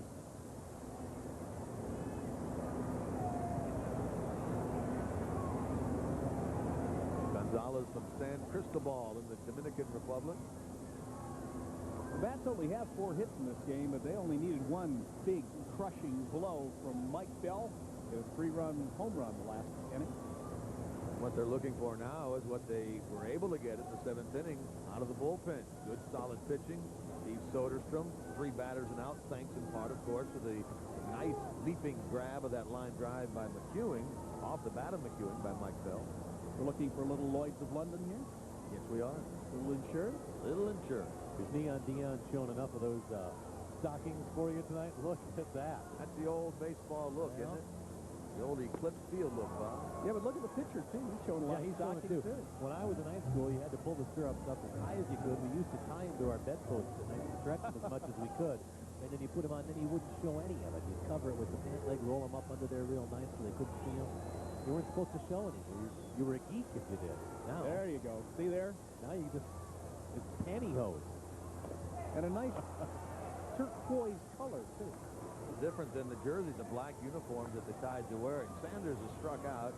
He's 0 for 3 in the game. It's the 2nd out here in the bottom of the 7th inning. The hitter will be Kamara Marquis. A quick look at the River Bats dugout there. We saw the manager of this ball club, Dave Miley, managing for the 5th consecutive year the Reds AAA club. Dave Miley has managed a long time, over 10 years, and never had a team that finished under 500. He's still a young guy. Is he 38? 38 years old. So, I mean, he's got a great shot at a few more seasons maybe to move on up to the next level. 2 years ago was voted as the best managerial prospect in the International League when he was managing at Indianapolis. If Neon Deion struggles, let's say he's batting 174 or 212 and just not playing well here 6 to 8 weeks into the season, what happens? Does he just stay down here? Does he get frustrated and give up on the game? Well, that's a good question, and 2 of the scenarios you did throw out there. Do they keep him down here? He can only stay down here for 20 days on a rehab assignment unless it is agreed upon that his injury needs more time. Right. If they decide to keep him down here in that area, they certainly could. If they decide to option him down here, his potential ball hit up the middle and cut off by the shortstop. We can talk about that scenario more when we come back. All right, and right now the River Bats with a slim lead as they try to win their first game ever here at Louisville Slugger Field. They're on top 4-3. We're through 7.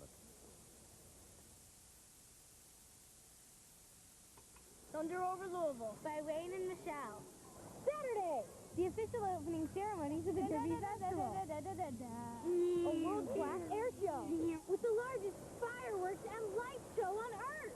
Starring Jackie Hayes and John Belsky, with Scott Reynolds and Cheryl Case.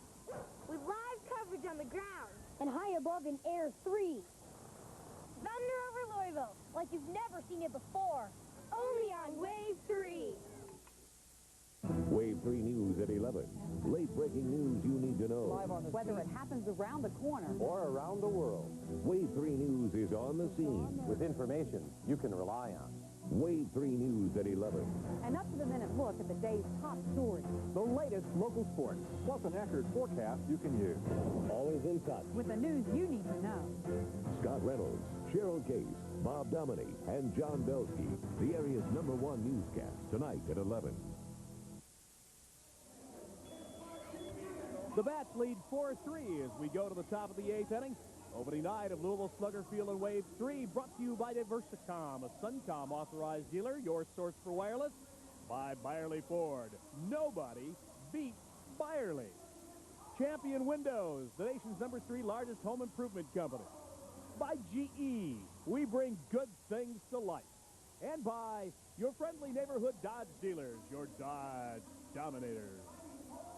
Opening night at Slugger Field, and already this year they've sold around 6,500 season tickets.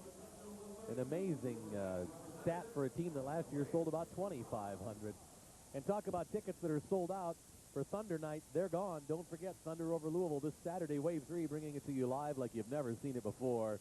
Join us from 3 till 11 this Saturday for Wave 3's Thunder 2000.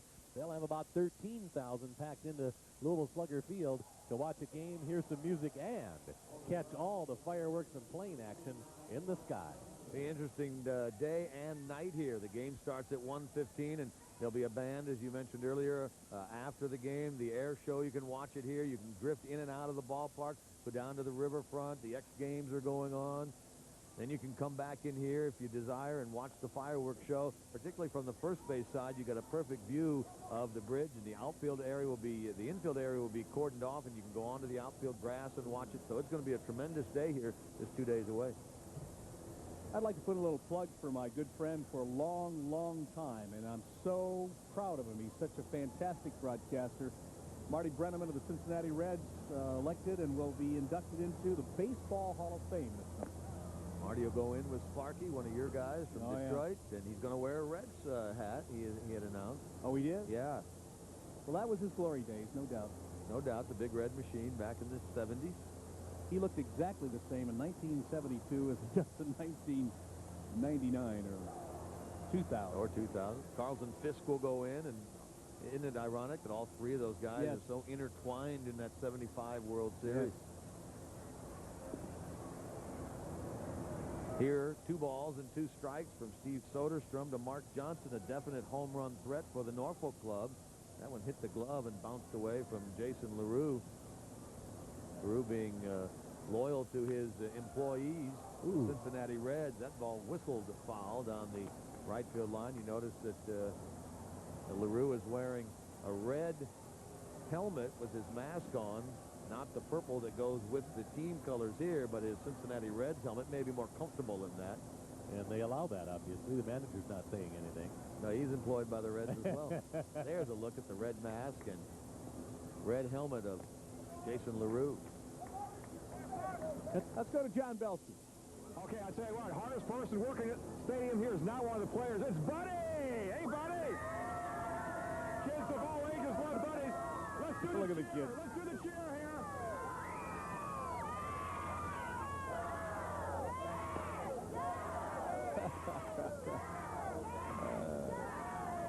Leave it to Belsky. And And while we were away, ball 4, just what you don't want to do, put that leadoff hitter on with no outs here in the top of the 8th with that 1-run lead. Are they going to be bunting here? What's the strategy for Norfolk? Well, let's see. Jorge Toca, power hitter, will be up there. Nothing will happen before this visit to the mound. Coming into your picture will be the pitching coach of the River Bats, Grant Jackson. We remember his days in the major leagues. What, Phillies, Royals? Who else did he? He was with the Pirates as well. Yeah. Chris Parente with an update now from Slugger Field.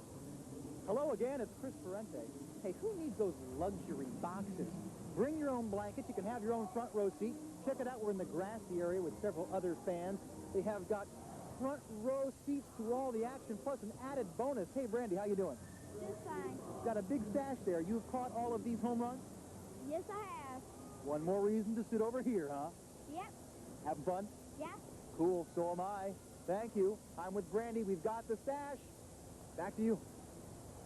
And we've got Mr. Soderstrom trying to get himself out of a little bit of trouble here. He's in a pickle because he walked the leadoff batter. He got nobody out. Brandy had to get to the ballpark early because the batting practice starting around 4:30. A lot of those balls were clearing the fence 4, 5, or 5:30, but that's the Yeah, I wonder who she knows. Yeah. Gates opened at 6, didn't they? Gates opened at 6. Huh? We have to investigate this, Kelch. Just like you, Dominique. Connections can get anywhere, anytime. There you go. Never pays for anything anywhere. Never has. Usually gets paid. I don't understand it. You know, one of the benefits for being here for 100 years is, oh, look at this big cut. Whoa! Right up in his eyebrow. That looks like you against the University of Louisville girls Indeed softball it did. pitcher. Oh, my gosh. I'm not sure I looked that good. Nice off speed there to change him up. Soderstrom gets ahead of Toca now. 1 ball, 2 strikes. Meanwhile, the Bats have double action, double barrel action out in their bullpen. A right-hander is Ted Rose, and the left-hander is Norm Charlton throwing down there. Right. Toca at 1 and 2, lines a base hit into left field, and now the go-ahead run is on with nobody out here in the 8th inning. Sammy Rodriguez, a right-handed hitter, is due now for the Tides, and we'll see what, if anything, Dave Miley elects to do here. Got a feeling we're going to see a change here. I think the hook has just stepped out of the dugout. Indeed it has. The Tides will make, pardon me, the River Bats, I should say, will make a pitching change here. Soderstrom goes an inning plus 2 batters. Dave Miley on his way to the mound. There's a good look at the skipper of the River Bats. Now, do I remember correctly? Him coming out of the dugout means nothing. Till he crosses the baseline, does he have to make a pitching change on his second visit to the mound in the same inning? Well, you're getting a little technical. I don't know for sure. If he wants to come out and pick up a foul ball out there, I don't know if they make him make a change. Usually they signal to the umpire when they come out. And that has been the case here. The Bats will make the change and bring in the right-hander Teddy Rose as their third pitcher of this one. Now, here I try to quote a little rule book here. You know, make myself look good, Kelch. You're supposed to back me up here. Go ahead. Bob, they change stuff too often anymore to keep up with it. That's the problem. I mean, When Ty Cobb and I were running together, that was the rule. You and Ty were investing all your money in Coca-Cola? I have the spike marks to prove it. Similar personalities, Ty and Bob. Inning in the third and 1 hit given up by Soderstrom. He walked 2. Let's hope that second one is not costly. And Ted Rose is the new pitcher into the game for the River Bats. Rose is 1 and 1 so far this year. He won on opening day. He was the winner the first game of the Reds affiliation with Louisville. He also lost in Norfolk in that series. 1 win, 1 loss. 4.91 ERA, makes his 3rd appearance. He's worked 3 2/3 innings this year. Good news is he hasn't walked anyone, but he has given up 4 hits and a couple of runs. And it'll be interesting to see if we get the sacrifice now to push the go-ahead run to second base and get that tying run over to third with no outs here. Baez, second baseman, steps into the box. Doesn't bunt, I'll be surprised. Cheating in on the corners, anticipating the bunt. He showed bunt, and the pitch is taken high. The Sammy Rodriguez, the catcher who's up there. Baez waits on deck. Keechnick came running in from first base, and Rose came off the mound pretty quickly. Bell was a little hesitant over his third base just to see if he could make a play over there, so he's coming about halfway. That misses high. It's 2 balls and no strikes. Now he just might be taking. Forget anything here. Want to get those runners over if they can. Let's see if they can get some help from Teddy Rose, who's fallen behind 2-0. He misses again. 3 balls and no strikes. We got trouble right here in River City.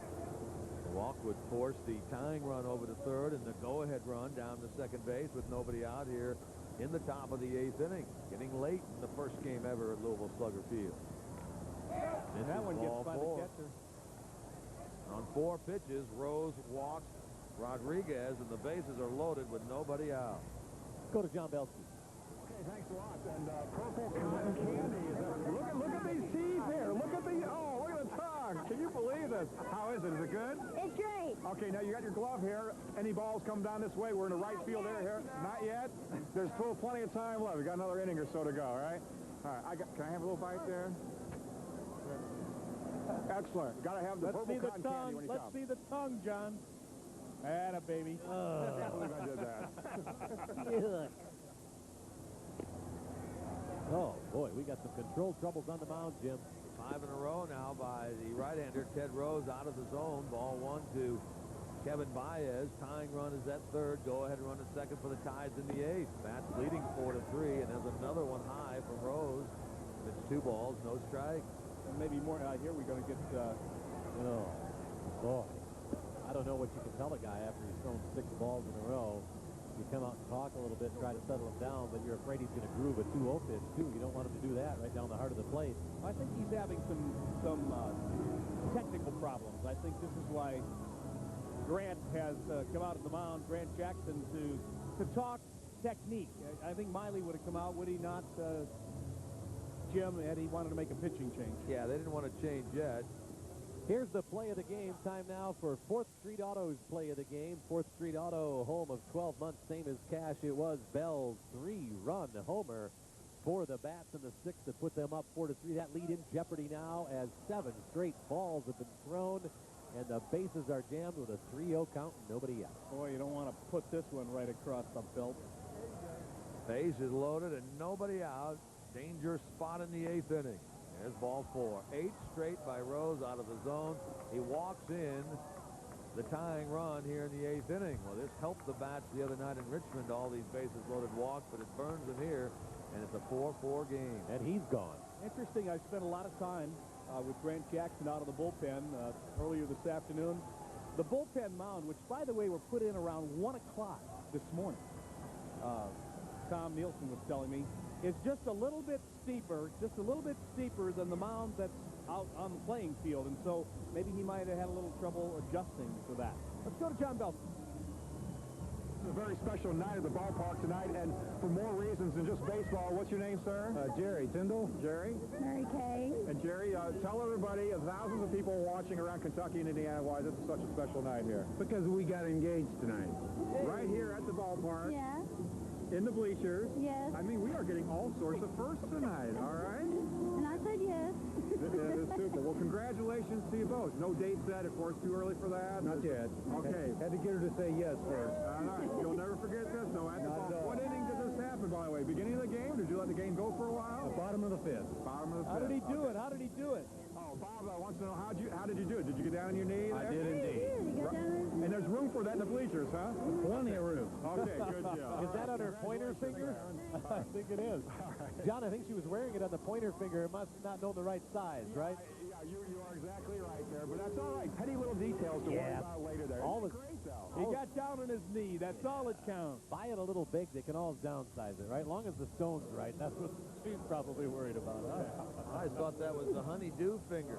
It had the wedding ring on it. Honeydew this. Honeydew that. I'm not sitting here with these male chauvinists. Here's John Riedling, the new River Bats pitcher, with a record of 0-1, a little bit lofty ERA thus far, but he does have a save this year. He picked that up the other day in Richmond. He comes on as the 4th pitcher of the evening for the Bats. Fernandez started to win 6. He can now not be the winner in this game. Soderstrom an inning plus. Ted Rose, 2 batters, 8 pitches, and out of there. And now it's Riedling will try to keep the Bats from falling behind in this game. They'll be looking for a strikeout here, or maybe a hard grounder right at the drawn-in infield, or maybe a pop-up to the infield. to prevent Norfolk from getting a run here. There you see the sacks full. Toka at third and Rodriguez at second. Baez is the runner at first for the Tides. I guess you'd 4-4 call game this now. high tide. This is high tide. It'll be high tide if this fella gets a hit. Be flood stage. Bornegal is the batter. The pitcher spot is due next, and the pinch hitter has come out on deck, David Lamb, switch hitting infielder. Here's a slow tapper toward third, foul ball. You see the Bats infield playing in. Ideally, they'd love a one-hop smash right at an infielder and go home to first and get a double play ball here. That'd be perfect. I assume if they get something out to second base, they'll go for the double play and take 2 outs and sacrifice the run. But if it comes into shortstop or third, they're drawn in. They're going to come home with it. Usually you'll see here, if a player fields the ball and feels he has a play at the plate, he'll come home. If not, he'll do as you say and try to get a double play another way. And I think he went. I think he did too. Nicely done there. No balls, 2 strikes. Big out here if the Bats can get it. They bring in Lamb, the switch hitter, with bat left against Riedling. If they brought in Charlton, he would turn around and bat right-handed, but what it would do is set up the potential inning-ending double play ball. Then you can take your second base and your shortstop, put them deep in the hole, and go for the swing kick. Yeah, you got to get that first out. No balls and 2 strikes. And a little flare. Oh, this might towards drop. center. This That might... may drop. Oh, great Caught by catch. Sexton, who turns and fires it back Oh, into the yes. infield. Oh, yes. Let me join in on a little applause here. What a play by Sexton. We got a new catch of the day. I think we're going to have to rearrange. That was beautiful. And then to turn around and throw that thing in to keep the run from scoring. Oh, my. That was really a nice play by the second baseman, Sexton. Got an update from our Panther fan walking through to say that the Panthers still lead 2-1 now in the third period over in Kentucky. Win that game, and they all of a sudden are the holders of home ice advantage in that first-round series. Here's a look at Sexton again going up and over to reach that one, and then makes a quick throw back. And he knew he didn't have to be perfect with a throw, but he had to get a quick release and make it somewhat on line. That's all he had to do because it wasn't that deep to the outfield. And he did a good job of putting it on target. And if that drops in, they got 2 more, and still nobody got it. Now we got in a situation, you'll see the shortstop and the second baseman have dropped way back in the hole now. They're going to try to go for the 2. Pinch hitter is David Lamb, who bats for the hurler Gonzalez. Lamb will bat left-handed against the right-hander Riedling. Now what Riedling did there was get that quick 0-2 count, and he was just protecting the plate and lifted that little soft liner into short center field. There's a ball hit up the middle, and that's through, and the Tides will take the lead. 1 run scores. Here comes another run to the plate. Both touch home, and the Tides now lead it 6-4. Boy, how close did that ball come to being speared by the pitcher, and that could have turned into a double play ball. Did you see Riedling's reaction after it went by? He felt he should have had that. He reached for it, just came up empty.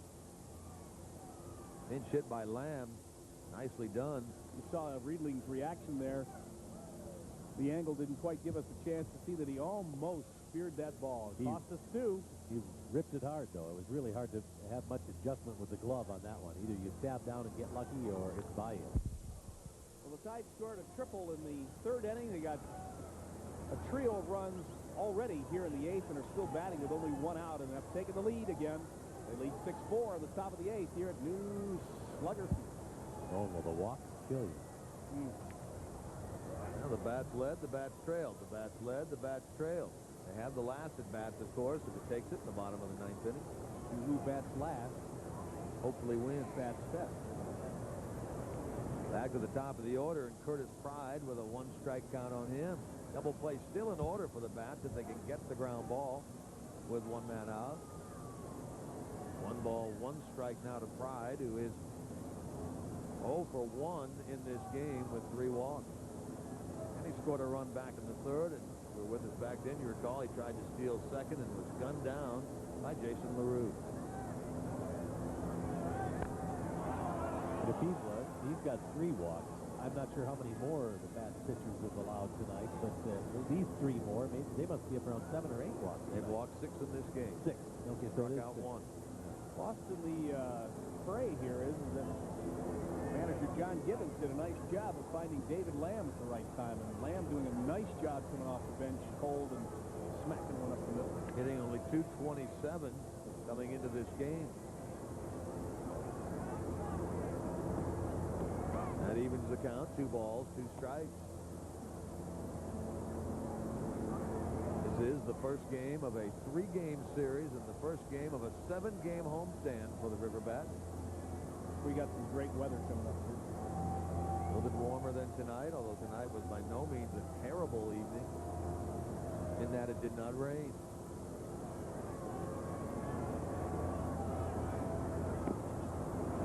And 80 degrees for Saturday. What a nice day for a sellout here at the park and a chance to see Thunder over Louisville. John Belsky still saying that rain's not going to probably hit until very late in the evening, so probably after the finale. And great. That's just what we'd like to see. Hope that holds out. A full count here with 1 man out. These runners may be on the move. We'll take a look at them. Baez at second and Lamb at first base on a 3-2 count. They're not going, but now they'll move as that pitch misses inside the Pride, and the bases are loaded again, this time with 1 out. We're at 7 walks now. You know, when you look at the River Bats media guys, a lot of these pitchers on this staff have had a lot of strikeouts, almost averaging 1 per inning over their careers, but you move up to AAA, you come up against a better competition, and that can change quickly. Hitters are certainly more selective at this level. Oftentimes can hit the pitch at a lower level. These pitchers blow by hitters down there. 8th man to bat in the inning, still only 1 out. It's Joe McEwing up there with a tie at every base. There's one that bounces away. LaRue scrambles after. He wasn't coming. Runner at third base. Baez stayed put. Yeah. That was a great throw after the dive onto the turf. I like this LaRue kid. I think he's major league material. I've seen him in a couple of instances now, and now see him behind the plate tonight, and he's a great athlete. Got rid of the mask right away. And a good job of the pitcher covering the plate, too, to be there for that quick throw. I think they'd have nailed it. Yeah, he wouldn't have been even Good close. decision. I think he'd have been about 10 feet shy of home on that one. LaRue's having a little equipment problem. He's walking over toward the Bats dugout. Looks like he broke a strap on his left shin guard. He's wearing black ones. If he doesn't have another one, he may come out here in multicolored guards. 1 black, 1 purple. And then the red helmet. The rainbow, isn't it? That's black in there. No, maybe not. Gray? Either gray or purple. It's purple. He has a purple right. and a black shin guard. Two-tone LaRue, and John Belsky joins us again live.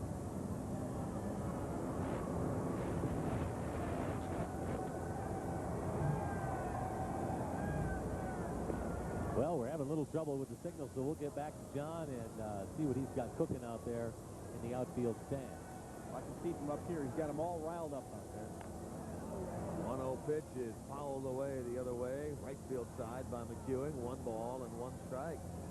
See Riedling blowing on his hand. It has turned cool here with the sun down as we approach the 10 o'clock hour. Big clock out in right center above the scoreboard. You know, I'm not sure in the daytime if the expressways give this any ambiance, but at night it's kind of neat. Not bad. You look like a hustling, bustling big city. Scoreboard and the color video you can see in our bottom screen for you says it's worth $1 million. I'll tell you what, that Pepsi vision looks pretty sharp. That is like a TV screen sitting in your living room. The latest technology, the best pixel count, the way they put all those color dots so tightly together to make it so clear. You put that Pepsi vision in your living room, you'll be watching. Oh, you'd have to stand back just to see the picture. That is a beautiful screen. I can't remember the measurements on it, but it's big. 19 feet tall, 25 feet wide. 25, thank you. And a perfect picture. I remember the one at Cardinal Stadium had something like 54,000 volts and this has got to be very similar to That was an old matrix board out there. This is newer technology, and it's more computerized. And the nice thing is for fans who come to the ballpark, they get a chance to see the players when they show their tight face shots right before they come up to the plate, rather than just some guy under a hat or a helmet. Ewing reaches out, fouls that one away. 3 balls, 2 strikes. Talking earlier, Scott, that some of the fans have departed. It is a school night, work night, and a little chilly now. But a sellout crowd of over 13,000, and we'll say 13,000 plus. An exact figure has not been announced. And we are looking probably at a 3-hour and 15-minute ball game minimum here tonight. With the Bats looking like they're going to be hitting in the bottom of the 9th unless they can get something big going here in the bottom of the 8th tonight. Trail by a pair now, 6-4 here in the top of the 8th. McEwing battling the pitcher, Riedling, as he taps that pitch foul to stay alive. We got the middle of the batting order coming up in the bottom of the 8th inning. That'll be Sexton, Kieschnick, and Bell. So we got a chance to get things rumbling and a-grumbling. Well, and their pitcher's sitting down for a while, too. If they bring the same guy back out, that's a long time to sit on a cold night. Well, they did make a pitching change when Lamb pinch hit, so they had a pitcher down in the bullpen. That's right. We'll see who comes in the bottom of the 8th. Another delivery, and that one misses low. Interesting, he stopped pitching out there in the bullpen. He's not even staying warm. Well, he must have felt comfortably warm, but I suspect if this goes much longer, he's going to step back out and throw some more tosses. But different pitchers need to stay warm more often. Others don't mind sitting for 15 minutes. Norm Charlton has been up in the River Bats bullpen for a long time as well. Another 3-2. Back to the mound. Deflected to the shortstop. Castro, the first for the second out of the inning. A run does score. Now the Tides lead by 3 at 7-4. Second out is recorded. The 9th man to bat in the inning will be Ryan McGuire of the Tides. Take a look at this nice play Castro makes on this ball. He might have thought of making some fancy little flip over to Sexton at second base, but decided better to make the throw over to first and at least get an out. We got 2 now, but running scoring makes it the 4th of the inning. Makes it 7-4 Tides, and it's can I change my score for the final? Bob, we told you earlier. It's already marked down. No, but you know what? Don't worry, because none of us have it right now. and the possibilities have gone out the window with this big burst here of 4 runs in the 8th for Norfolk tonight. And a pitching change for the Bats, and they brought in the other big name on this club that people know from the major leagues. This is Norm Charlton, 37-year-old, who was part of the Reds back in the early 90s when they were such a powerhouse. They won the 1990 World Series. Remember, they were a wire-to-wire club that year, led from day 1 to the final day. In fact, swept the Oakland Athletics in the World Series 4-0.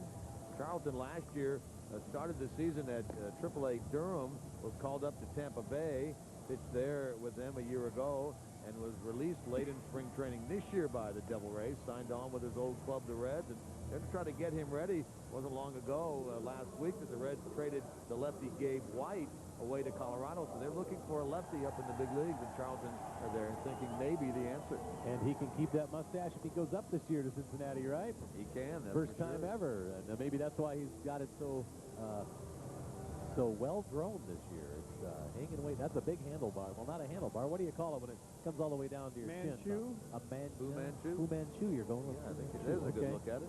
Yeah. It's called a Fu Manchu because you got plenty of stuff after dinner to chew on. Laying in there. That'd be a food Manchu. He's still got the lock. Why hasn't he pitched before this? We played 6 games. He's not appeared. He's just joined the club today. He had been released by Tampa Bay and signed by the Reds and sent here for today. Yeah. Well, lefty's out of the pen. They'll give him about 17 chances before they give up on him, and some team always wants to take a look at somebody. He gets the opportunity to face the left-hander, McGuire. With runners at second and third and 2 out. 4 runs home in the inning. Tides have taken a 7-4 lead after Mike Bell had homered in the bottom of the 6th to give the River Bats a 4-3 lead at that time.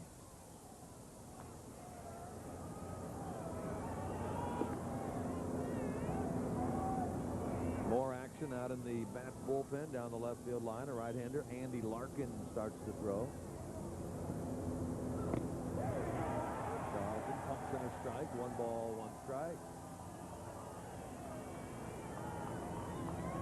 Everybody might get a chance to get in out of the pen tonight. There's a look at Larkin.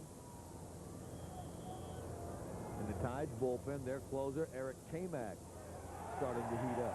Nice breaking pitch from Charlton, and that's what the Reds want to see. Command of his stuff, and maybe just take him a couple more weeks to get his game. He'll be ready to go up. Looking for a big out here of McGuire at 1 and 2. In the dirt, and it gets away. And here comes the runner from third. The throw is not in time. And the runner scores. That's Lamb from third. He had a big hit earlier as a pinch hitter, a 2-run single. Now he beats that throw home as LaRue tried to get it to Charlton in time, but it was a little bit late, and now it's 8-4. Let's take a look at this, because I think Norm Charlton overran the play here. Either that or he's just trying to get the heck out of the way. He had a chance there. Throw was a little bit high. Of course, you get paid to pitch, not in the dirt. He put his body in harm's way there. He didn't stop early and give up on it, but you're right. I think if he could have stopped right before home plate, he'd had a better shot of making that tag. There's strike 3 called. He does get McGuire. Unfortunately, 1 pitch too late. Opening night at Louisville Slugger Field on Wave 3, brought to you by Budweiser, official beer and proud sponsor of Louisville River Bats baseball. Also tonight, Kentucky Farm Bureau. All-around coverage and all-around Kentucky. Arby's, love food, then think Arby's. Kroger, you can always count on us, so go Kroger-ing. And by Global Wireless of Kentucky, your Louisville-authorized Nextel representative. The River Bats fall behind 8-4 as we head to the bottom of the 8th. What's a koala? A puzzle! A bear. No, it's a marsupial. What? What do they eat? Persimmons. Raspberries. Big Mac! No! Pickles! They eat eucalyptus leaves. Where do they live? Paducah. No, Australia. Who wants to go see them? Oh, the Louisville Zoo, where the wild times are. See the koala before it splits on July 31st. When you hear a Consumer's Digest Best Buy, what leaps to mind? The station wagon? The sensible sedan? Or is it the theme song to Speed Racer? The Mitsubishi Eclipse was just rated one of this year's Best Buys by Consumer's Digest. Buy it now with 0% APR, 0 down, and 0 payments for 90 days. This deal won't last long, so...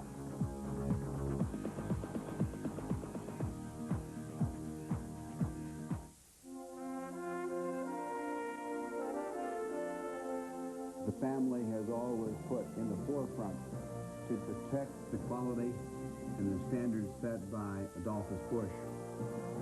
The deep sense of pride that my grandfather taught me, that my father continues to teach me. I think he would be very happy if the generation of his family has practiced what he taught us. No one's here to answer your call or regular hours. Know who to call for help around here? Well, you can try Ed's Towing. There's also EJ's Repair Shop and A1 Collision. Call Big Wayne's Towing. It's right off of Route 10 near Sands Road. And there's a hotel across the street in case you need to stay over. Wow. How long have you lived around here? I've been here before in my life. At GTE Wireless, we don't just put the internet onto your phone, we put it into your life. Introducing GTE Wireless Mobile Internet Services, network provided by Lucent Technologies.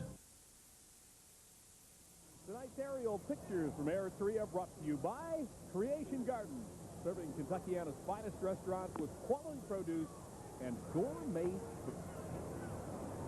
Jim was just talking about this pitcher into the game now for Norfolk. Averaged 1.5 strikeouts in an inning last year in Double-A. 56 innings, 83 strikeouts, then called up to this Norfolk club a year ago. In 8 innings, struck out 17, a little bit better average. He's brought on here, and he's facing Sexton, and on 5 pitches gets him on that 2-2 pitch, caught looking on the outside corner. Sexton 1 out of 3 in this game. It's going to be tough for the Bats to break through against this right-hander. quite by accident, I wanted to find out what the brand new bullpen mounds were like, and I walked out there and just happened to run into Mr. K-Mac. Nice young man. Sat there and talked to me forever, and I'm nobody. Not to him, anyway. Out of Nederland, Texas. To a lot of people, really. A couple of my kids, but, well. A couple don't. Yeah. You've talked to him, too. Yeah, boy. Okay. This guy can really fire it. K-Mac, incredible arm, and like you say, he's on the way up. This is a top prospect who'd love to be a closer, if not late this season, maybe next year he'll get a shot in the majors, Jim. He has 19. He had 19 saves a year ago, and you know, you look up at the Mets situation. They have Franco as a lefty that they use sometimes out of the bullpen as a closer. There's Brooks Kieschnick, the man that he is facing now, with one man out in the bottom of the eighth, and the Bats trailing by 4 at 8-4. They've been out hit 9-4. And Brooks, don't pay any attention to Kelch when he tells you that I said something about your speed because it was garbled in the transmission. You were speaking in foreign tongues. That's a big guy. He won't be very happy in the dugout. Thanks, Kelch. I've got your business card. It's going right in his locker. Thanks, man. Well, we got to get some people out in the wigwam out there in the outfield, get beating some tom-toms, get things going here. Need to get a wigwam first. With one man out, Kieschnick takes that ball high. 2 balls, no strikes. That's the mucho base runners here to get back in this game, trailing by 4.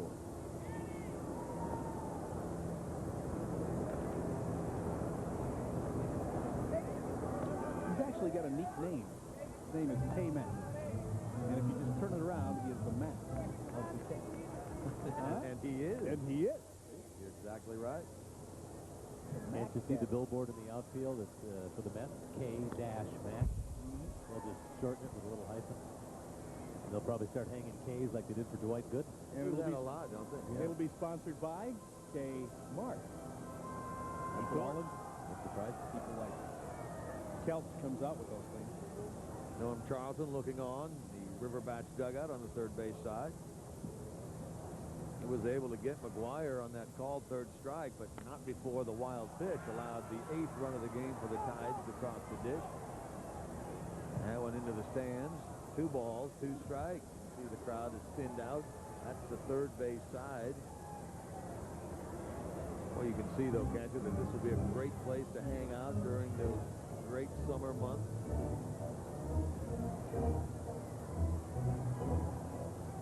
Bring along your number 15. Lap a little on. Everybody's got a favorite place to sit in the park. Bob told us his is on the left field berm. I want to be in about the 9th row behind the first base dugout. How about you, Jim? This looks pretty good at all, yeah. Nothing wrong with this press box. We are right behind the catcher with a great view here.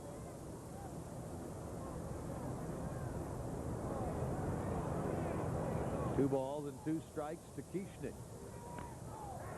That's a high pop. That reminded me when I was in Philadelphia, Mike Schmidt would hit the highest pop-up. He and Dave Kingman of that era just hit these enormous high pop-ups. John Gibbons, manager of the Norfolk Tides, got to be happy at this point. Dave Kingman hit the ceiling, the roof at the Metrodome, I believe, with the pop-up one. Yeah, he could if hit I'm not mistaken. And I saw Mike remember what Schmidt the call was on that. Hit some pop-ups at Candlestick Park. That were so high, and with those winds there, you could see there were about 7 guys trying to catch this ball going in all directions. Looked like you kicked an anthill. Real acrobatic chase on that ball. There's ball 4 to Kieschnick, and he's on with 1 out here in the bottom of the 8th. All right, the speedster Kieschnick is on the base. Yeah, he doesn't have to be number 2. fast. That was not sarcasm. That was loaded with sarcasm. Trying to gain his favor once again. You're not going to get it that way, sir. Time called. The pitching coach of the Tides is going out to the mound. Rick Waite, longtime major leaguer, primarily with the Cleveland Indians. Second year as the pitching coach with this ball club, the Tides. Jim, let's talk a little bit about looking ahead. If Bell can get on base, we got a little bit of a rally going. who's left in the dugout who's got some power in case we want to, try to get this thing tied up with one swat of the bat. Well, the Bats have used Mike Frank. They do have Jason Williams, who's a good hitter, not necessarily a power hitter. Tommy Nevers, who we talked about earlier, can hit the long ball. Mike Hubbard and Guillermo Garcia. And out of that group, the catcher, probably Guillermo Garcia, is your most likely player to come up with the long ball. That one is low. Ball one. To the batter, Mike Bell, who had a 3-run homer in the 6th. Gave the Bats a temporary 4-3 lead, which slipped away with the 5-run 8th inning. Way out ahead of that one. He's got that swing, though. You can tell he's looking for that left field porch on that. And the Bats open. The Bell will toll again here. Try to bring him a little closer. Very nice. The Bell will toll. But remember, folks, the ding-dong said that. You know, you're just offending everyone up here tonight. I'm surprised it took him to the 8th inning. Ball and a strike to Bell with 1 on and 1 out. That one is high, 2-1.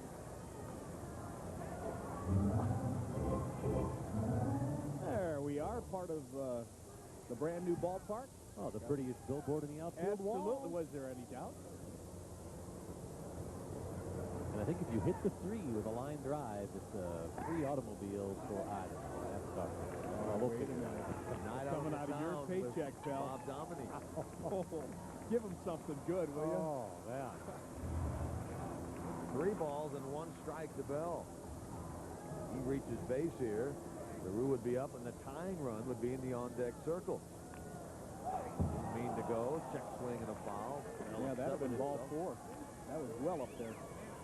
I don't think we have anything at the ballpark here that's a target for the batters. Do we, Jim? You haven't heard of anything like that. If a player hits it, maybe that's something they'll add. Who knows? They got everything else. Don't have it here. They have one down at Durham. Remember from the movie Bull Durham, they have the big steer on top of the left field wall, standing in a field of grass. It says, "Win Bull, get steak. Hit grass, get salad." Ooh, that's a strike 3 to Bell. And the second out of the inning. Let's take a look at the replay on that one and see just how close this pitch was. But when you got 2 strikes on you at this point of the game, you sure don't want to get caught with the bat on your shoulder. It happened right there. Good look from the center field shot. Oh, that's a nice pitch right at the bottom of the knees. Good pitch by Eric Kamak for his second strikeout of the inning, both looking. Now it's Jason LaRue. If the Bats are unable to do something here in the 8th, they'll have one last opportunity. That would be in the 9th. It would go into that frame trailing at least 8-4. You know, it's a shame here, Jim, is that really Kamak has not got his best stuff in this inning. We're not taking advantage of it. He delivers low here. He falls behind again. This time 2-0. He also fell behind Bell. He walked Kieschnick, who leads away at first. 2 men out. Bottom of the 8th. The opening game at Louisville Slugger Field. We'll get greedy. We'll take 2 here, 3 in the 9th. Okay. We'll all settle for that. Up and away. That will end the inning on the pop-up to second base. Who's going to get it? First baseman has drifted over. Little confusion there. What's he doing? Toka made the catch right in front of Baez. Okay, we're going to be back with the top of the 9th as the Bats trail it 8-4. We hate to toot our own horn, but Focus is the first car ever to win both. And Car and Driver put it on their 10 best list. It's no wonder Focus, with its edge design, the way it grabs the road, room for 5, and let's not forget Focus starts at 12.4 with low 4.9 financing. That's right, 12.4 with low 4.9 financing. Toot the horn of the car picked Car of the Year on 2 continents, only at your local Ford dealer. For anyone who's ever said, "Gotta go, this long distance is costing me a fortune," or anyone who's ever looked at the long distance and roaming charges on their wireless bill and said, "Ah!" Suncom introduces Suncom America. No long distance or roaming charges. Right across the country, Suncom America, from the newest member of the AT&T wireless network. Suncom.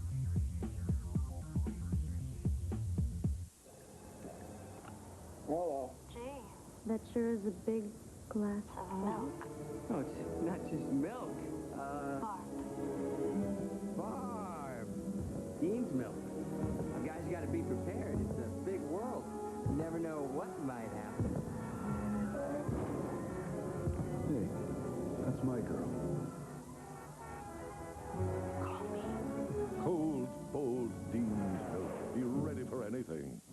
Stay tuned to find out why nobody beats a Byerly. Right now, we've got Louisville's widest selection of 2000 model Tauruses. Get a $500 rebate and 3.9% financing, or save on Windstar. Get ready for summer vacation with a $1,500 rebate or 0.9% financing for up to 60 months. Get them while they're hot. Remember, nobody beats a Byerly. Ask any of our loyal customers since 1944. We've been the low-price leader. Byerly Ford, just north of the Waterson on Dixie Highway in Shively.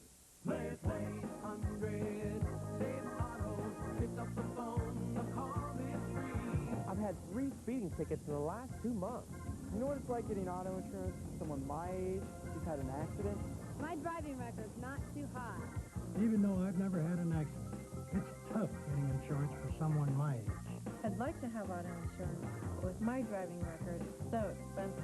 Play 1-800, save, play, save auto.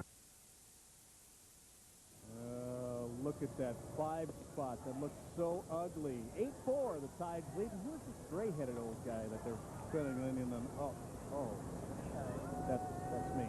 Who is that man? Okay, I can take a hint. Okay, Mr. Downey. Into the 9th inning, and Mark Johnson leads it off. The Bats have made a couple of changes. They have a new pitcher into the game. Andy Larkin becomes the 6th man that Dave Miley has trotted out to the hill in this one, and a new catcher, Guillermo Garcia. They flip-flop in the batting order, so in the bottom of the 9th inning, it'll be Garcia in the 7th hole who will lead things off. Johnson in this game has 1 hit. He scored a run. 1 out of 3 with an RBI. 1 ball and 2 strikes. Tonight's aerial pictures from Air 3 are brought to you by Creation Garden, serving Kentucky and its finest restaurants, quality produce, gourmet foods, and great pictures tonight of this beautiful ballpark on opening night. It looks great from the sky and quite great from wherever you're situated in this ballpark. We have had some great shots, haven't we? Oh, it's Michael beautiful. Latin, is that Bob Poe up there? It's past his bedtime. Yeah, well. That's our pilot. Good one, too. He probably landed and refueled once during the 7th inning stretch. Took a nap, I hope.